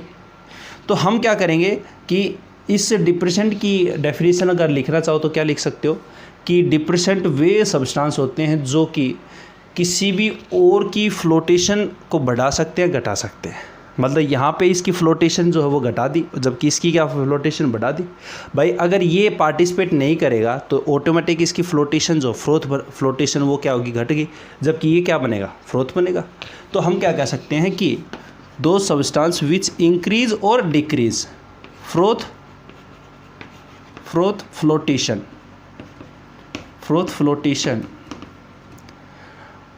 And known as depressant. ये आपके किताबों में डेफिनेशन क्या होती है कि वे सब्सटेंस जो कि आपके एक सल्फाइड और को क्या करें, डीएक्टिवेट कर दें, डिप्रेसेंट कर दें, उसको क्या बोलते हैं, डिप्रेसेंट बोलते हैं, ठीक है। अब यहाँ पे होता क्या है कि बेटा ये जो जिंक सल्फाइड आपका, इसको हम क्या कर दें, अगर कॉपर सल्फेट दे दें, कॉपर सल्फेट जैसे ही इसको दे देंगे तो आपका जिंक सल्फाइड वापस बन जाएगा। सपोज कीजिए अगर आप यूज़ करते जा रहे हो, अगर इसकी परसेंटेज कम हो और इसकी ज़्यादा और इसकी कम है, तो अगर आप यूज़ कर रहे हो आपने, तो इसकी परसेंटेज लास्ट में जाते जाते आपकी परसेंटेज क्या हो जाएगी, यहाँ पे अमाउंट तो ज़्यादा होगी ना, अमाउंट ज़्यादा आएगी। तो जिंक सल्फाइड को अगर यूज़ करना अपने को, हम उस कचरे को फेंक नहीं सकते। तो जिंक सल्फाइड वापस आप ऑब्टेन करना है तो हम क्या डालते हैं, इसमें कॉपर सल्फेट डाल देते हैं। इसको बोलते हैं एक्टिवेटिंग एजेंट, एक्टिवेटिंग एजेंट, ठीक है। एक्टिवेटिंग एजेंट क्या है, फ्रोथ क्या है, फ्रोथ स्टेबलाइजर क्या है, कलेक्टर क्या है, आपके डिप्रेसेंट क्या है, एक्टिवेटिंग एजेंट क्या है, ये आपको सारी चीज़ बता दी है। इसका मैं एक चार्ट बना देता हूँ, फटाफट इसको उतार लीजिए। देखिए पहला फ्रोथर क्या करता है आपका, विच हेल्प इन मेकिंग फ्रोथ। पहला आपका ये हो गया एग्जाम्पल पाइनोल और कैम्परोल। दूसरा आपका froth stabiliser which increase life period या life duration of froth, cresol और एनिसोल इसका एग्जाम्पल है। कलेक्टर या सरफेक्टेंट क्या करते हैं आपका, adsorption of ore particle on surface of froth. बिल्कुल जो आपके फ्रोथ है उसके ऊपर क्या कर देंगे, एडजॉर्ब कर देंगे, पानी के अंदर जाने नहीं देंगे, क्योंकि उसको क्या कर दिया, हाइड्रोफोबिक नेचर का कर दिया था। जैंथेट इसके एग्जाम्पल्स हो गए, ठीक है। डिप्रेसेंट क्या करते हैं, विच इंक्रीज और डिक्रीज फ्लोटेशन ऑफ और पार्टिकल्स। जैसे आप उन्होंने एग्जांपल देखा था जिंक सल्फाइड जो उसका फ्लोटेशन घटा दिया था, जबकि आपका लेड सल्फाइड है, ग्लेना है, उसका इंक्रीज कर दिया था flotation. Examples aqueous sodium cyanide. Activating agent क्या है, विच एक्टिवेट रिमेनिंग और, जो बचे हुए और हैं आपके उसको क्या कर रहा है, एक्टिवेट कर रहा है। एग्जाम्पल आपका कॉपर सल्फेट है। ये आपके एग्ज़ाम में पूछे जाते हैं आजकल कॉम्पिटिटिव एग्ज़ाम में, ठीक है। आई होप आपको सारे क्वेश्चन जो हैं रिलेटेड फ्रोथ फ्लोटेशन मेथड से सारी चीज़ समझ में आ गई है। नेक्स्ट वीडियो में हम बात करने वाले हैं लीचिंग की, ठीक है। अगर वीडियो अच्छा लगे तो इसको लाइक करें, थोड़ा मोटिवेशन मिलता है, और नए व्यूवर जो हो उस चैनल को सब्सक्राइब करें। Thank you. Hello everyone, I am Hemant. आज का टॉपिक है आपका लीचिंग प्रोसेस। ओर ड्रेसिंग में हमने यहाँ पे इसके जो मेथड थे, हैंड पिकिंग मेथड, दूसरा मेथड था आपका ग्रेविटी मेथड जिसको levigation method, hydraulic washing method बोलते हैं, और electromagnetic separation method, electrostatic separation method, froth flotation method. ये सारे मेथड जो हैं ओर ड्रेसिंग के वो हम बात कर चुके हैं। चलिए बात करते हैं आज लीचिंग मेथड जो हुआ आपका वो क्या चीज़ होता है।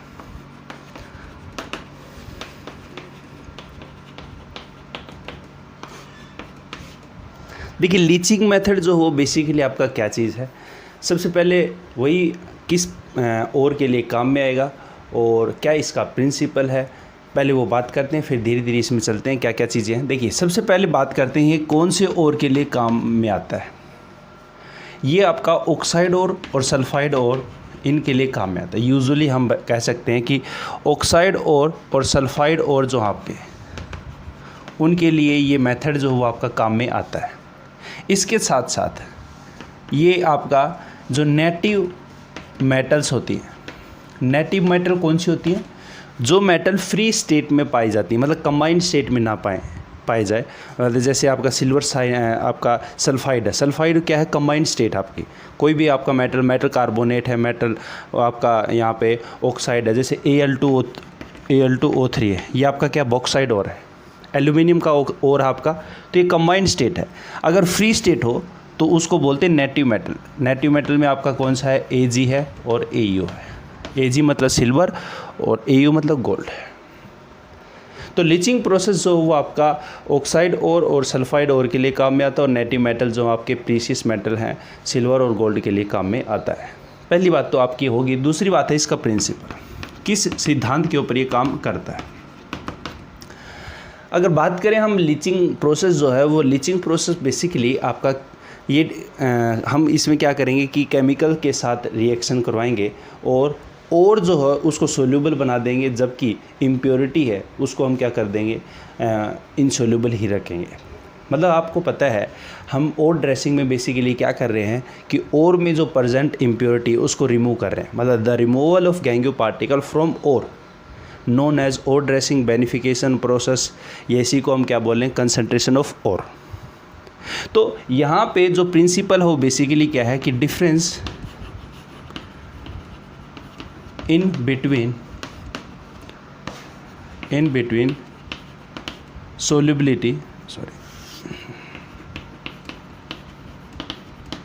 solubility nature of ore and gangue particle matrix भी बोलते हैं इसको, या इम्प्योरिटी आप बोल सकते हो। इसमें हम क्या करेंगे कि ओर जो है उसको तो सोल्यूबल कर लेंगे, जबकि आपकी इम्प्योरिटी है वो आपकी क्या रखेंगे, इनसोल्यूबल रखेंगे। हाँ है ना। तो यहाँ पे बेसिकली अगर देखें हमारे पास क्या है, ओर है जो कि इम्प्योर है, मतलब इसमें इम्प्योरिटी प्रेजेंट है। तो हम क्या करने वाले हैं, इसमें कुछ केमिकल्स डालने वाले हैं। केमिकल्स में जैसे आपके एसिड डाल दिया, बेस डाल दिया, या और अदर केमिकल रिएजेंट डाल दिए, और अदर केमिकल रिएजेंट से मीन्स क्या आपका, इसमें जैसे सपोज कीजिए हम सोडियम साइनाइड डाल दें या अमोनिया डाल दें, इस तरह से कुछ अदर केमिकल रिएजेंट कह रहा है। मतलब आपके पास ओर है उसमें इम्प्योरिटी प्रेजेंट और केमिकल्स डाल रहे हैं।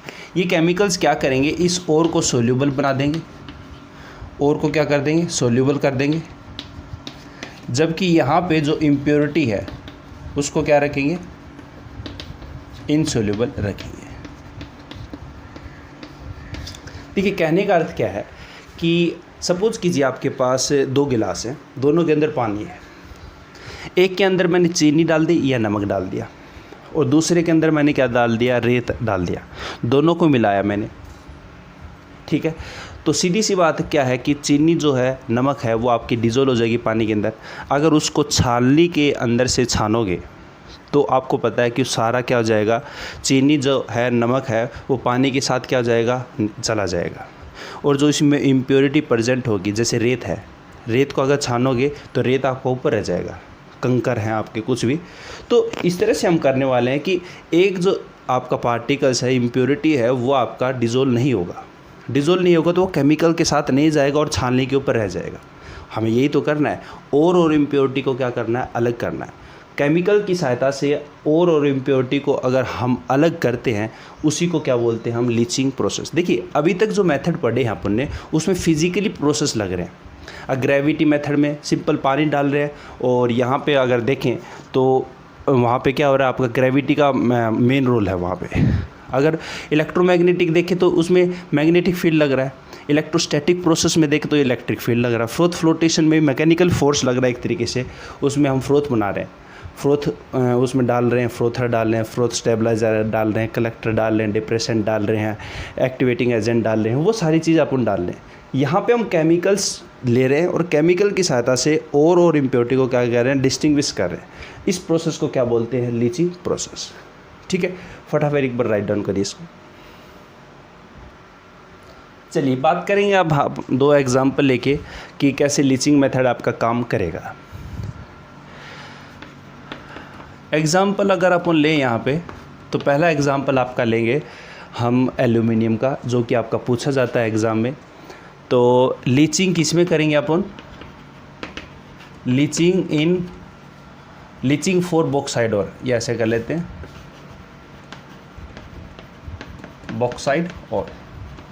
बॉक्साइड और के लिए जो लीचिंग करते हैं, इसके लिए जिस साइंटिस्ट ने इस प्रोसेस को खोजा था, बेयर नाम था उसका। तो इस लीचिंग ऑफ बॉक्साइड ओर को हम बेयर प्रोसेस के नाम से भी जानते हैं। पूछा जाता है आपका, मैं थोड़ा सा यहाँ पे लिखूँगा, बेयर प्रोसेस। बेयर जो है वो नेम ऑफ साइंटिस्ट आपका।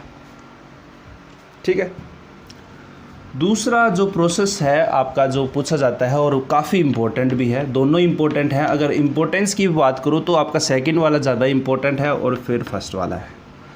ये आपका है लीचिंग फॉर गोल्ड एंड को, जो लीचिंग ऑफ आपका सिल्वर और गोल्ड है, इस प्रोसेस को खोजा था मैकआर्थर फॉरेस्ट, ये साइंटिस्ट का नाम है। और इसमें जो केमिकल्स यूज़ किया था वो किया था साइनाइड। तो इस प्रोसेस को जो बोलते हैं वो मैकआर्थर, साइंटिस्ट का नाम है मैकआर्थर फॉरेस्ट प्रोसेस, या इसी को मैकआर्थर फॉरेस्ट साइनाइड प्रोसेस।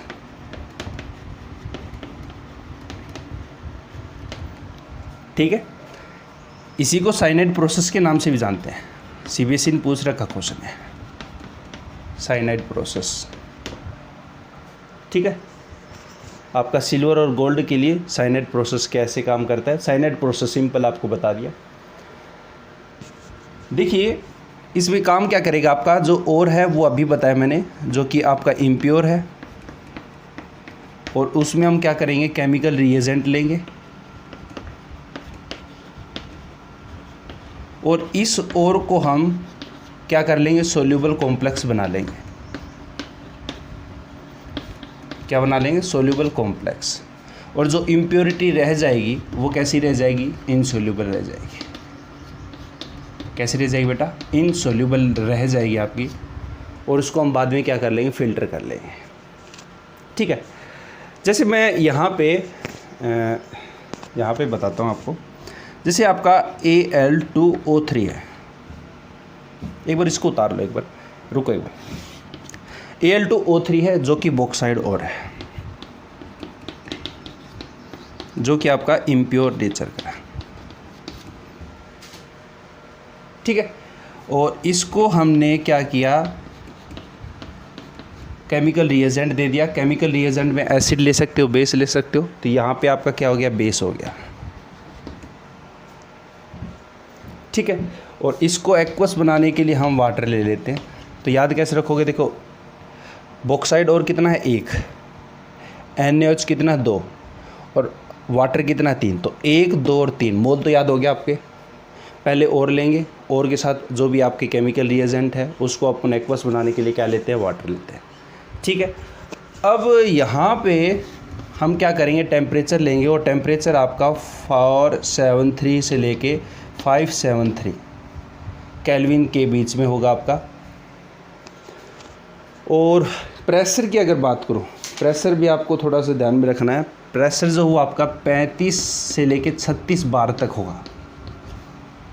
मतलब ये जो रिएक्शन आपकी होगी, केमिकल्स ले लिया अपन ने, बॉक्साइड और है जो आपके इम्प्योर है। अब यहाँ पे आपका जो बनेगा वो क्या बनेगा, यहाँ पे 2Na और AlOH4, ये आपका कंपाउंड, कोऑर्डिनेशन कंपाउंड आपका बनेगा। देख लीजिए एक बार, एल्यूमिनियम कितने हैं, 2 है, वहाँ पे भी 2 है। ऑक्सीजन यहाँ पे कितने हैं, ऑक्सीजन 3, 3 2 5, 5 और 3 8। ऑक्सीजन कितने, देखो 4 तो ये हो गया और ये यहाँ पे गुना होगा तो 8 ऑक्सीजन हो गए। सोडियम कितने हैं, 2, तो सोडियम 2 है। हाइड्रोजन कितने हैं, हाइड्रोजन यहाँ पे 3 दूनी 6 और 2 ये है, 8 हैं आपके। 4 तो ये हो गए, 4 दूनी 8 आपके हाइड्रोजन पूरे। इस कंपाउंड का जो कोऑर्डिनेशन नेम है इसको बोलते हैं क्या बेटा, यहाँ पे सोडियम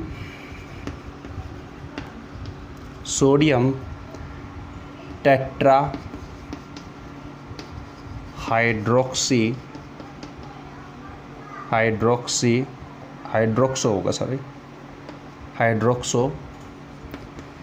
एल्यूमिनेट।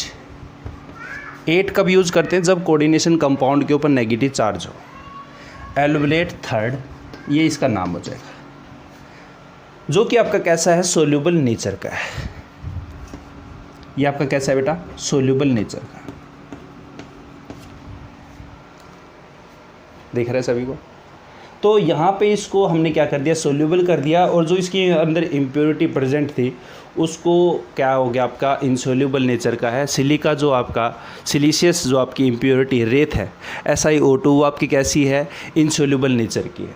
वो आपकी क्या रह जाएगी, नीचे रह जाएगी। ये सोल्यूबल है, जैसे इसको फिल्टर करोगे तो रेत ऊपर रह जाएगी और केमिकल्स के साथ आपका ये क्या हो जाएगा, चला जाएगा। यहाँ पे जो कंपाउंड बनाया वो क्या बनाया है, sodium tetra hydroxo aluminate.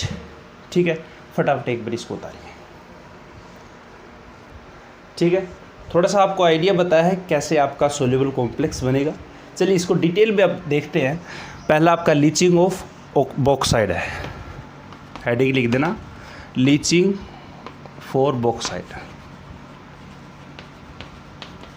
Bauxite और की लीचिंग, इसी को क्या बोलते हैं, बेयर प्रोसेस।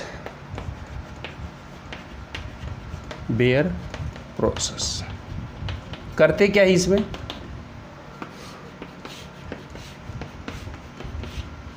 जो बेयर प्रोसेस उसमें क्या करेंगे, देखिए अभी बताया मैंने कि आपका Al2O3 लेंगे, बोलते जाओ इम्प्योर नेचर का है, उसको किसके साथ रिएक्शन करेंगे, ये आपका 1 मोल है, फिर 2 मोल किसके साथ, NaOH के साथ ले लिया, फिर 3 मोल किसके साथ ले लिया, H2 के साथ ले लिया। ये आपका क्या बेस है। और यहाँ पे टेम्परेचर कितना है सर, 473 से लेके 573, 100 डिग्री 100 केल्विन का आपका फ़र्क है यहाँ पे। और 35 से लेके 36 इसका प्रेशर है।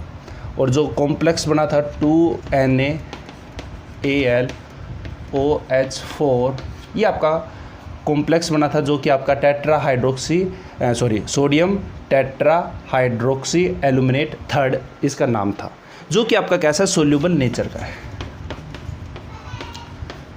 ये आपका कैसा बना है, सोल्यूबल कॉम्प्लेक्स बना है।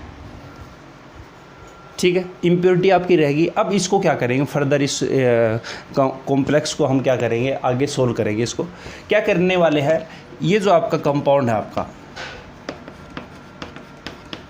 क्या नाम है इसका, सोडियम टेट्राहाइड्रोक्सो एल्यूमिनेट थर्ड।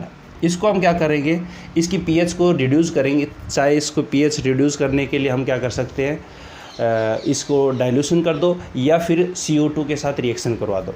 तो हम क्या करने वाले हैं, CO2 के साथ रिएक्शन करेंगे। ठीक है, CO2 के साथ रिएक्शन करेंगे तो यहाँ पे आपको जो मिलेगा वो क्या मिलेगा, Al2O3XH2 प्लस में यहाँ पे सोडियम 2NaHCO3, सोडियम बाइकार्बोनेट आपका मिलेगा। यहाँ पे आपको जो मिला है ये क्या आपका बॉक्साइड और है पर हाइड्रेटेड फॉर्म है। हमें जो और चाहिए वो कैसा चाहिए, प्योर चाहिए, और प्लस में उसमें जो है आपका हाइड्रेटेड फॉर्म है। तो यहाँ पे आपका जो है Al2O3 जो है XH2 जो है उसको हम क्या करेंगे, हीट कर देंगे वापस। हीट क्यों करेंगे, जो उसमें मॉइस्चर प्रेजेंट हो वो क्या हो जाएगा आपका, निकल जाएगा। ये हीट जो टेम्परेचर वो सीधा सा देखो यहाँ पे 473 है तो 1 लगा दो और 473 कर दो बस, आया ना, टेम्परेचर आपको याद रह जाएगा। यहाँ पे 473 है तो बस 4, यहाँ पे आपका जो टेम्परेचर होगा कितना होगा, 1473 होगा, 1473 केल्विन। बस आपका जो ये जो वाटर थे वे आपके क्या हो जाएंगे, एवेपोरेट हो जाएंगे, और बचेगा क्या आपका Al2O3 जो कि आपका प्योर क्या है, बॉक्साइड है। यहाँ पे कैसा था आपका, इम्प्योर था, और यहाँ पे क्या हो गया, प्योर, और XH2 आपके क्या हो गया, वाटर निकल चुका है। ये आपका क्या है, बेयर प्रोसेस है, और इसी को क्या बोलते हैं, बॉक्साइड ओर की लीचिंग। ठीक है, फटाफट राइट डाउन करो। तो अब बात करने वाले leaching of silver and gold. इसी को क्या बोलेंगे बेटा, साइंटिस्ट का नाम क्या था, मैक आर्थर फॉरेस्ट, ये साइंटिस्ट का नाम था, और साइनाइड यूज़ किया था, तो यहाँ पे क्या हो जाएगा, साइनाइड प्रोसेस। सिंपली इसको साइनाइड प्रोसेस भी बोलते हैं। करते क्या है इसमें, देखिए स्टैंडर्ड अगर रिप्रेजेंटेशन करो तो 4 आपके मेटल्स हैं, कोई भी मेटल ले लेंगे, सिल्वर ले लेंगे और यहाँ पे गोल्ड ले लेंगे, कोई का मतलब यहाँ पे प्रीशियस मेटल आपके यहाँ पे है, और यहाँ पे 8 सोडियम साइनाइड, ये आपका सोडियम साइनाइड ले लिया, और 2H2O ले लिए यहाँ पे, ठीक है, और यहाँ पे आपका ऑक्सीजन ले लिया। ये स्टैंडर्ड रिप्रेजेंटेशन है। देखिए इसको मैंने कैसे याद कर रखा है, 4 आपके यहाँ पे मेटल हैं, 4 8 आपका इसका दुगना, और इसको जैसे ही भाग किया तो आधा हो गया, और इसको दोबारा अपन भाग करेंगे तो 1 आएगा, 4 8, फिर 8 को 4 से भाग किया 2, और 2 को भाग किया तो आपका 1। ठीक है, 1-2 बार आप रिएक्शन को लिखोगे तो ऑटोमेटिक आपको ये चीज़ें याद भी हो जाएंगी। ठीक है, तो यहाँ पे आपके पास जो बनेगा वो क्या बनेगा, देखिए यहाँ पे आपके पास जो है 4 मेटल्स हैं और साइनाइड है आपका सोडियम, और यहाँ पे 4 तो सोडियम हो गए, मेटल और CN, और यहाँ पे 2। ठीक है, यहाँ पे आपका जो है सोडियम डाइसाइनो जो भी आपका मेटल्स है एल्यूमिनियम लग जाएगा, 8 लगेगा इसके ऊपर। ये आपका सोल्यूबल कॉम्प्लेक्स बना है, क्या बना है, सोल्यूबल कॉम्प्लेक्स है। ठीक है, इसके साथ साथ आपका यहाँ पे बच गया क्या, आपके 4 NaOH और बच गए। ठीक है, मतलब आपका क्या है यहाँ पे, ये रिएक्शन कैसे काम करेगी, देखिए ये स्टैंडर्ड रिप्रेजेंटेशन आपका। देखिए अगर 4 की जगह अपन मेटल की जगह अपन क्या ले ले, Ag ले ले, और यहाँ पे आपका 8 सोडियम साइनाइड, ठीक है, 2H2 और O2, इसका क्या प्रोडक्ट बनेगा आपका 4 Na, और मेटल की जगह क्या आ जाएगा आपका Ag और CN, और यहाँ पे 2 आया ना, और प्लस में 4 NaOH। ठीक है, इसका नाम क्या, देखिए सोडियम डाई साइनो आर्जिनेट प्लस है, यहाँ पे माइनस है, तो यहाँ पे x - 2 = -1, तो x = यहाँ पे क्या हो गया, +1, आर्जिनेट फर्स्ट, ये इसका नाम हो गया। ठीक है, और यहाँ पे बात करें अगर अपन इसमें क्या बनेगा, गोल्ड अगर ले लेते हैं, अगर मेटल की जगह अपन ने क्या ले लिया, Ag ले लिया, और इस मेटल में क्या ले लेते हैं अपन, गोल्ड ले लेते हैं। तो बनेगा क्या आपका 4Au प्लस में आपका 8 सोडियम साइनाइड प्लस में 2H2O प्लस में O2 और प्रोडक्ट आपके क्या बनेंगे यहाँ पे 4 सोडियम Au और Cn2 4 NaOH। इसका नाम क्या होगा? यूरेट बोलते हैं। आपका जो गोल्ड होता है उसको यूरेट है। तो यहाँ पे इसका जो नाम हो जाएगा वो क्या हो जाएगा? Sodium dicyanoaurate first, ये इसका नाम है। मतलब कुल मिला के बात बेटा ये क्या हो गया, ये जो आपके कंपाउंड बने हैं, ये जो आपका कंपाउंड बना है और ये वाला कंपाउंड जो बना है, ये दोनों ही क्या है? सोल्यूबल नेचर के हैं। ठीक है, इसको फर्दर हम क्या कर लेंगे? रिएक्शन कर लेंगे। ठीक है, आपको रिएक्शन ये सीधा रिप्रेजेंटेशन करके देता है कि इसमें प्रोडक्ट बनी है कैसे, कि आपको यहाँ पे चीज़ें देता है। आपको यहाँ पे दे देगा कि सपोज़ कीजिए आपका यहाँ पे आपको क्या दे दिया कि 4Ag प्लस में 8 सोडियम साइनाइड प्लस में 2H2O प्लस में O2, क्या रिएक्शन आपकी होगी, प्रोडक्ट क्या होंगे आपके। इस तरह से आपको क्वेश्चन पूछता है। या मैक ऑर्थर फॉरेस्ट गोल्ड और सिल्वर के लिए कैसे आपका यूज़ भी होता है। तो ये आपकी रिएक्शंस है, इसको ही हम क्या बोलते हैं यहाँ पे MacArthur Forrest cyanide process. इसमें बेसिकली आपके जो मेटल्स हैं प्रीशियस मेटल हैं, जिसको हम सोडियम साइनाइड के साथ रिएक्शन करवाते हैं और एक्वस करने के लिए वाटर लेते हैं, कंटिन्यूस इसमें ऑक्सीजन की सप्लाई करते हैं। यहाँ पे आपका सोल्यूबल कॉम्प्लेक्स बना, प्लस में आपके जो बेस है वो आपके ऑब्टेंड हो जाते हैं। ठीक है, यहाँ पे अगर मेटल जो है उसको Ag ले ले तो आपकी रिएक्शन ये होगी कुछ, और मेटल अगर अपन गोल्ड ले लें तो रिएक्शन आपकी ये होगी। ठीक है, फटाफट एक बार इसको उतार लीजिए। चलिए देखिए क्या होता है कि आपका जो गोल्ड और सिल्वर है वो आपके कंबाइंड फॉर्म में भी होते हैं। और यहाँ पे कैसे आपका ये रिएक्शन शो करता है आपका, बेसिकली देखिए अगर हम बात करें सिल्वर की, तो सिल्वर जो है उसका आर्जेंटाइट, जिसको हम सिल्वर ग्लैंस के नाम से जानते हैं, इसका और है फॉर्मूला क्या है इसका? Ag2S है, सिल्वर सल्फाइड जिसको बोल सकते हो आप। सिल्वर सल्फाइड की रिएक्शन अगर हम यहाँ पे सोडियम साइनाइड के साथ रिएक्शन करवाते हैं तो ये बेसिकली आपकी रिवर्सिबल नेचर की है। इस पर भी क्वेश्चन पूछा जाता है यहाँ पे, ये रिवर्सिबल नेचर की रिएक्शन आपकी। और यहाँ पे आपको जो मिलता है वो क्या मिलेगा? सोडियम और AgCN2 प्लस में सोडियम साइनाइड। ठीक है, अगर बैलेंस करो तो देख लो, Ag आपके 2 हो गए, सल्फाइड आपका 1 है, सल्फाइड 1 है, ठीक है, सोडियम 4 हैं, 2 सोडियम 2 आपके ये हो गए, और साइनाइड कितने? 4, बिल्कुल 4 है। मतलब ये जो आपका कॉम्प्लेक्स बना है वो कैसा आपका सोल्यूबल नेचर का है। ये आपका सोल्यूबल नेचर का है, वो आपका नीचे चला जाएगा केमिकल के साथ, इम्प्योरिटी आपके ऊपर रह जाएगी। अब ये कहता है कि ये जो इक्विलिब्रियम है, इक्विलिब्रियम में है, तो इसकी अपने को प्रोडक्टिविटी कैसे बढ़ाएंगे, प्रोडक्टिविटी कैसे बढ़ाएंगे। देखिए यहाँ पे जो आपका प्रिंसिपल काम करेगा वो ली चैटलियर प्रिंसिपल काम करेगा, जिसको ला चैटलियर प्रिंसिपल के नाम से भी जानते हैं, इक्विलिब्रियम आप पढ़ते हो। वो कहता क्या है कि A + B और C + D, मैं आपको थोड़ा सा आइडिया दे रहा हूँ आपको ली चैटलियर प्रिंसिपल का।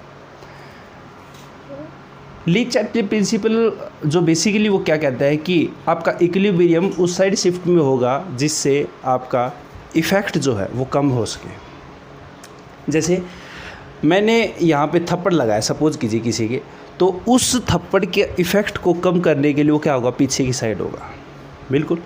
तो यहाँ पे देखिए सपोज कीजिए अगर मैं कंसंट्रेशन जो हो वो 1 ही बढ़ा दूँ, एक ही कंसंट्रेशन को अगर मैं बढ़ा दूं तो ली चैटली प्रिंसिपल ये कहता है कि जो आपका नया इक्विलिब्रियम शिफ्ट होगा वो कैसा होगा, फॉरवर्ड होगा। क्यों?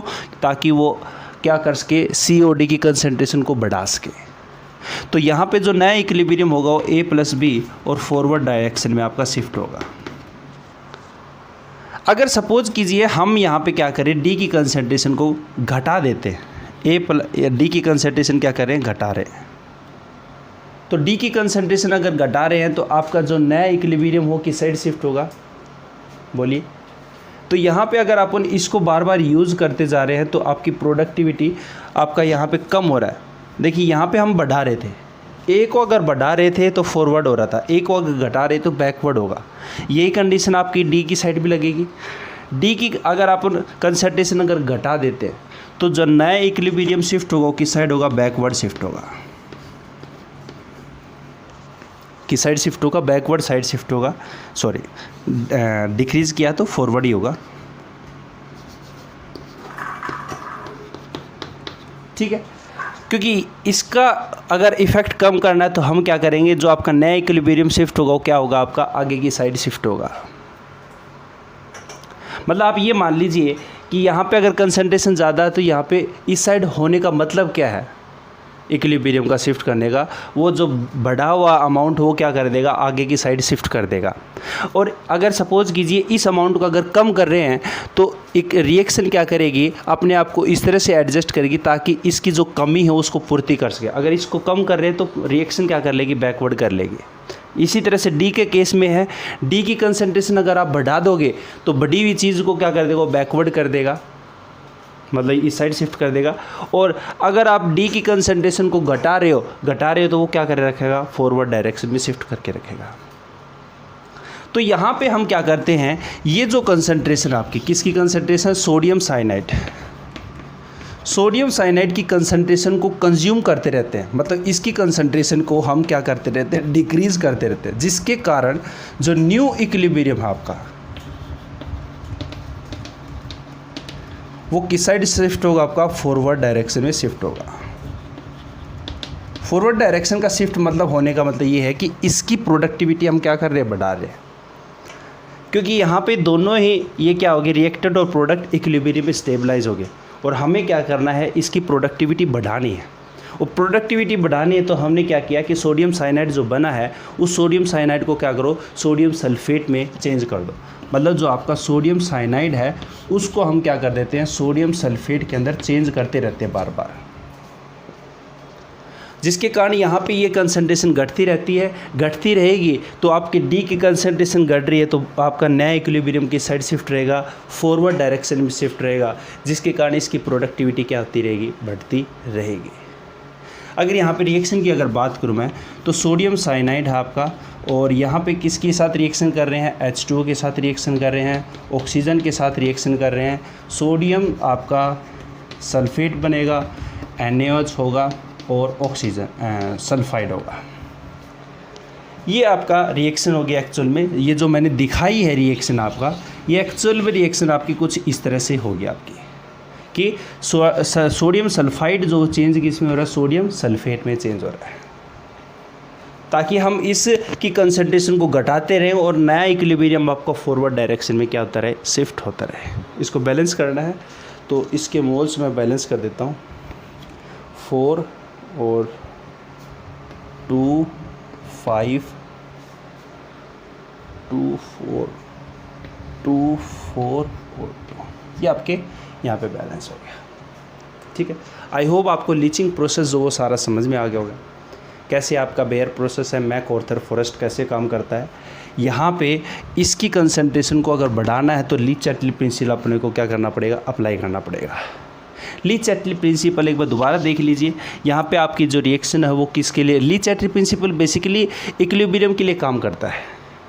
जब रिएक्टेंट और प्रोडक्ट इक्विलिब्रियम में होते हैं, अगर इक्विलिब्रियम पे हम कंसंट्रेशन है, टेम्परेचर है, प्रेशर है, अमाउंट किसी की भी बढ़ा रहे घटा रहे, तो उस टाइम पे जो नया इक्विलिब्रियम शिफ्ट होगा वो किस डायरेक्शन में शिफ्ट होगा, वो चीज़ किसने बताई थी, ली चैटलियर प्रिंसिपल ने बताई थी। तो यहाँ पे कहा कि अगर एक ही कंसंट्रेशन अगर बढ़ा दूंगा तो आपकी यहाँ पे कंसंट्रेशन बढ़ी हुई है तो नया इक्विलिब्रियम फॉरवर्ड हो गया।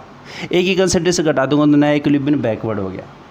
सीधी सी बात है, यहाँ पे मैंने अगर थप्पड़ मारा तो ऐसे नहीं कि मैं उसी की साइड गया हूँ, मैं किसकी साइड गया हूँ, मैं उसके अपोजिट डायरेक्शन में गया हूँ, ताकि उसका इम्पैक्ट क्या कर उसको कम कर सकूँ। तो बढ़ी हुई चीज़ है, घटी हुई चीज़ है, उसको मिनिमाइज़ करने के लिए, उसके इफ़ेक्ट को मिनिमाइज़ करने के लिए आपका जो नया इक्विलिब्रियम उस साइड शिफ्ट होता है, जाकि उसका इफ़ेक्ट क्या उसकी कम हो सके। थप्पड़ लगा तो उसका इफ़ेक्ट कम करने के लिए मैं क्या हूँ, उस साइड शिफ्ट हुआ। अगर उसका इफ़ेक्ट ही मेरे को इन्हांस करना है तो इस साइड शिफ्ट होगा। तो ली चैटली प्रिंसिपल बेसिकली क्या कह रहा है कि आपका जो फैक्टर कोई भी चेंज कर रहे हो तो नया इक्विलिब्रियम उस साइड शिफ्ट होगा, ताकि उस फैक्टर के कारण आपका इफ़ेक्ट क्या उसके कम से कम हो सके। ठीक है, उतार लीजिए आप। नेक्स्ट वीडियो में हम इसका थर्ड प्रोसेस पढ़ेंगे, extraction of crude metal from concentrated ore. ठीक है, वीडियो अगर अच्छा लगे तो लाइक करके जाना, और नए व्यूअर है तो चैनल को सब्सक्राइब करें। Thank you.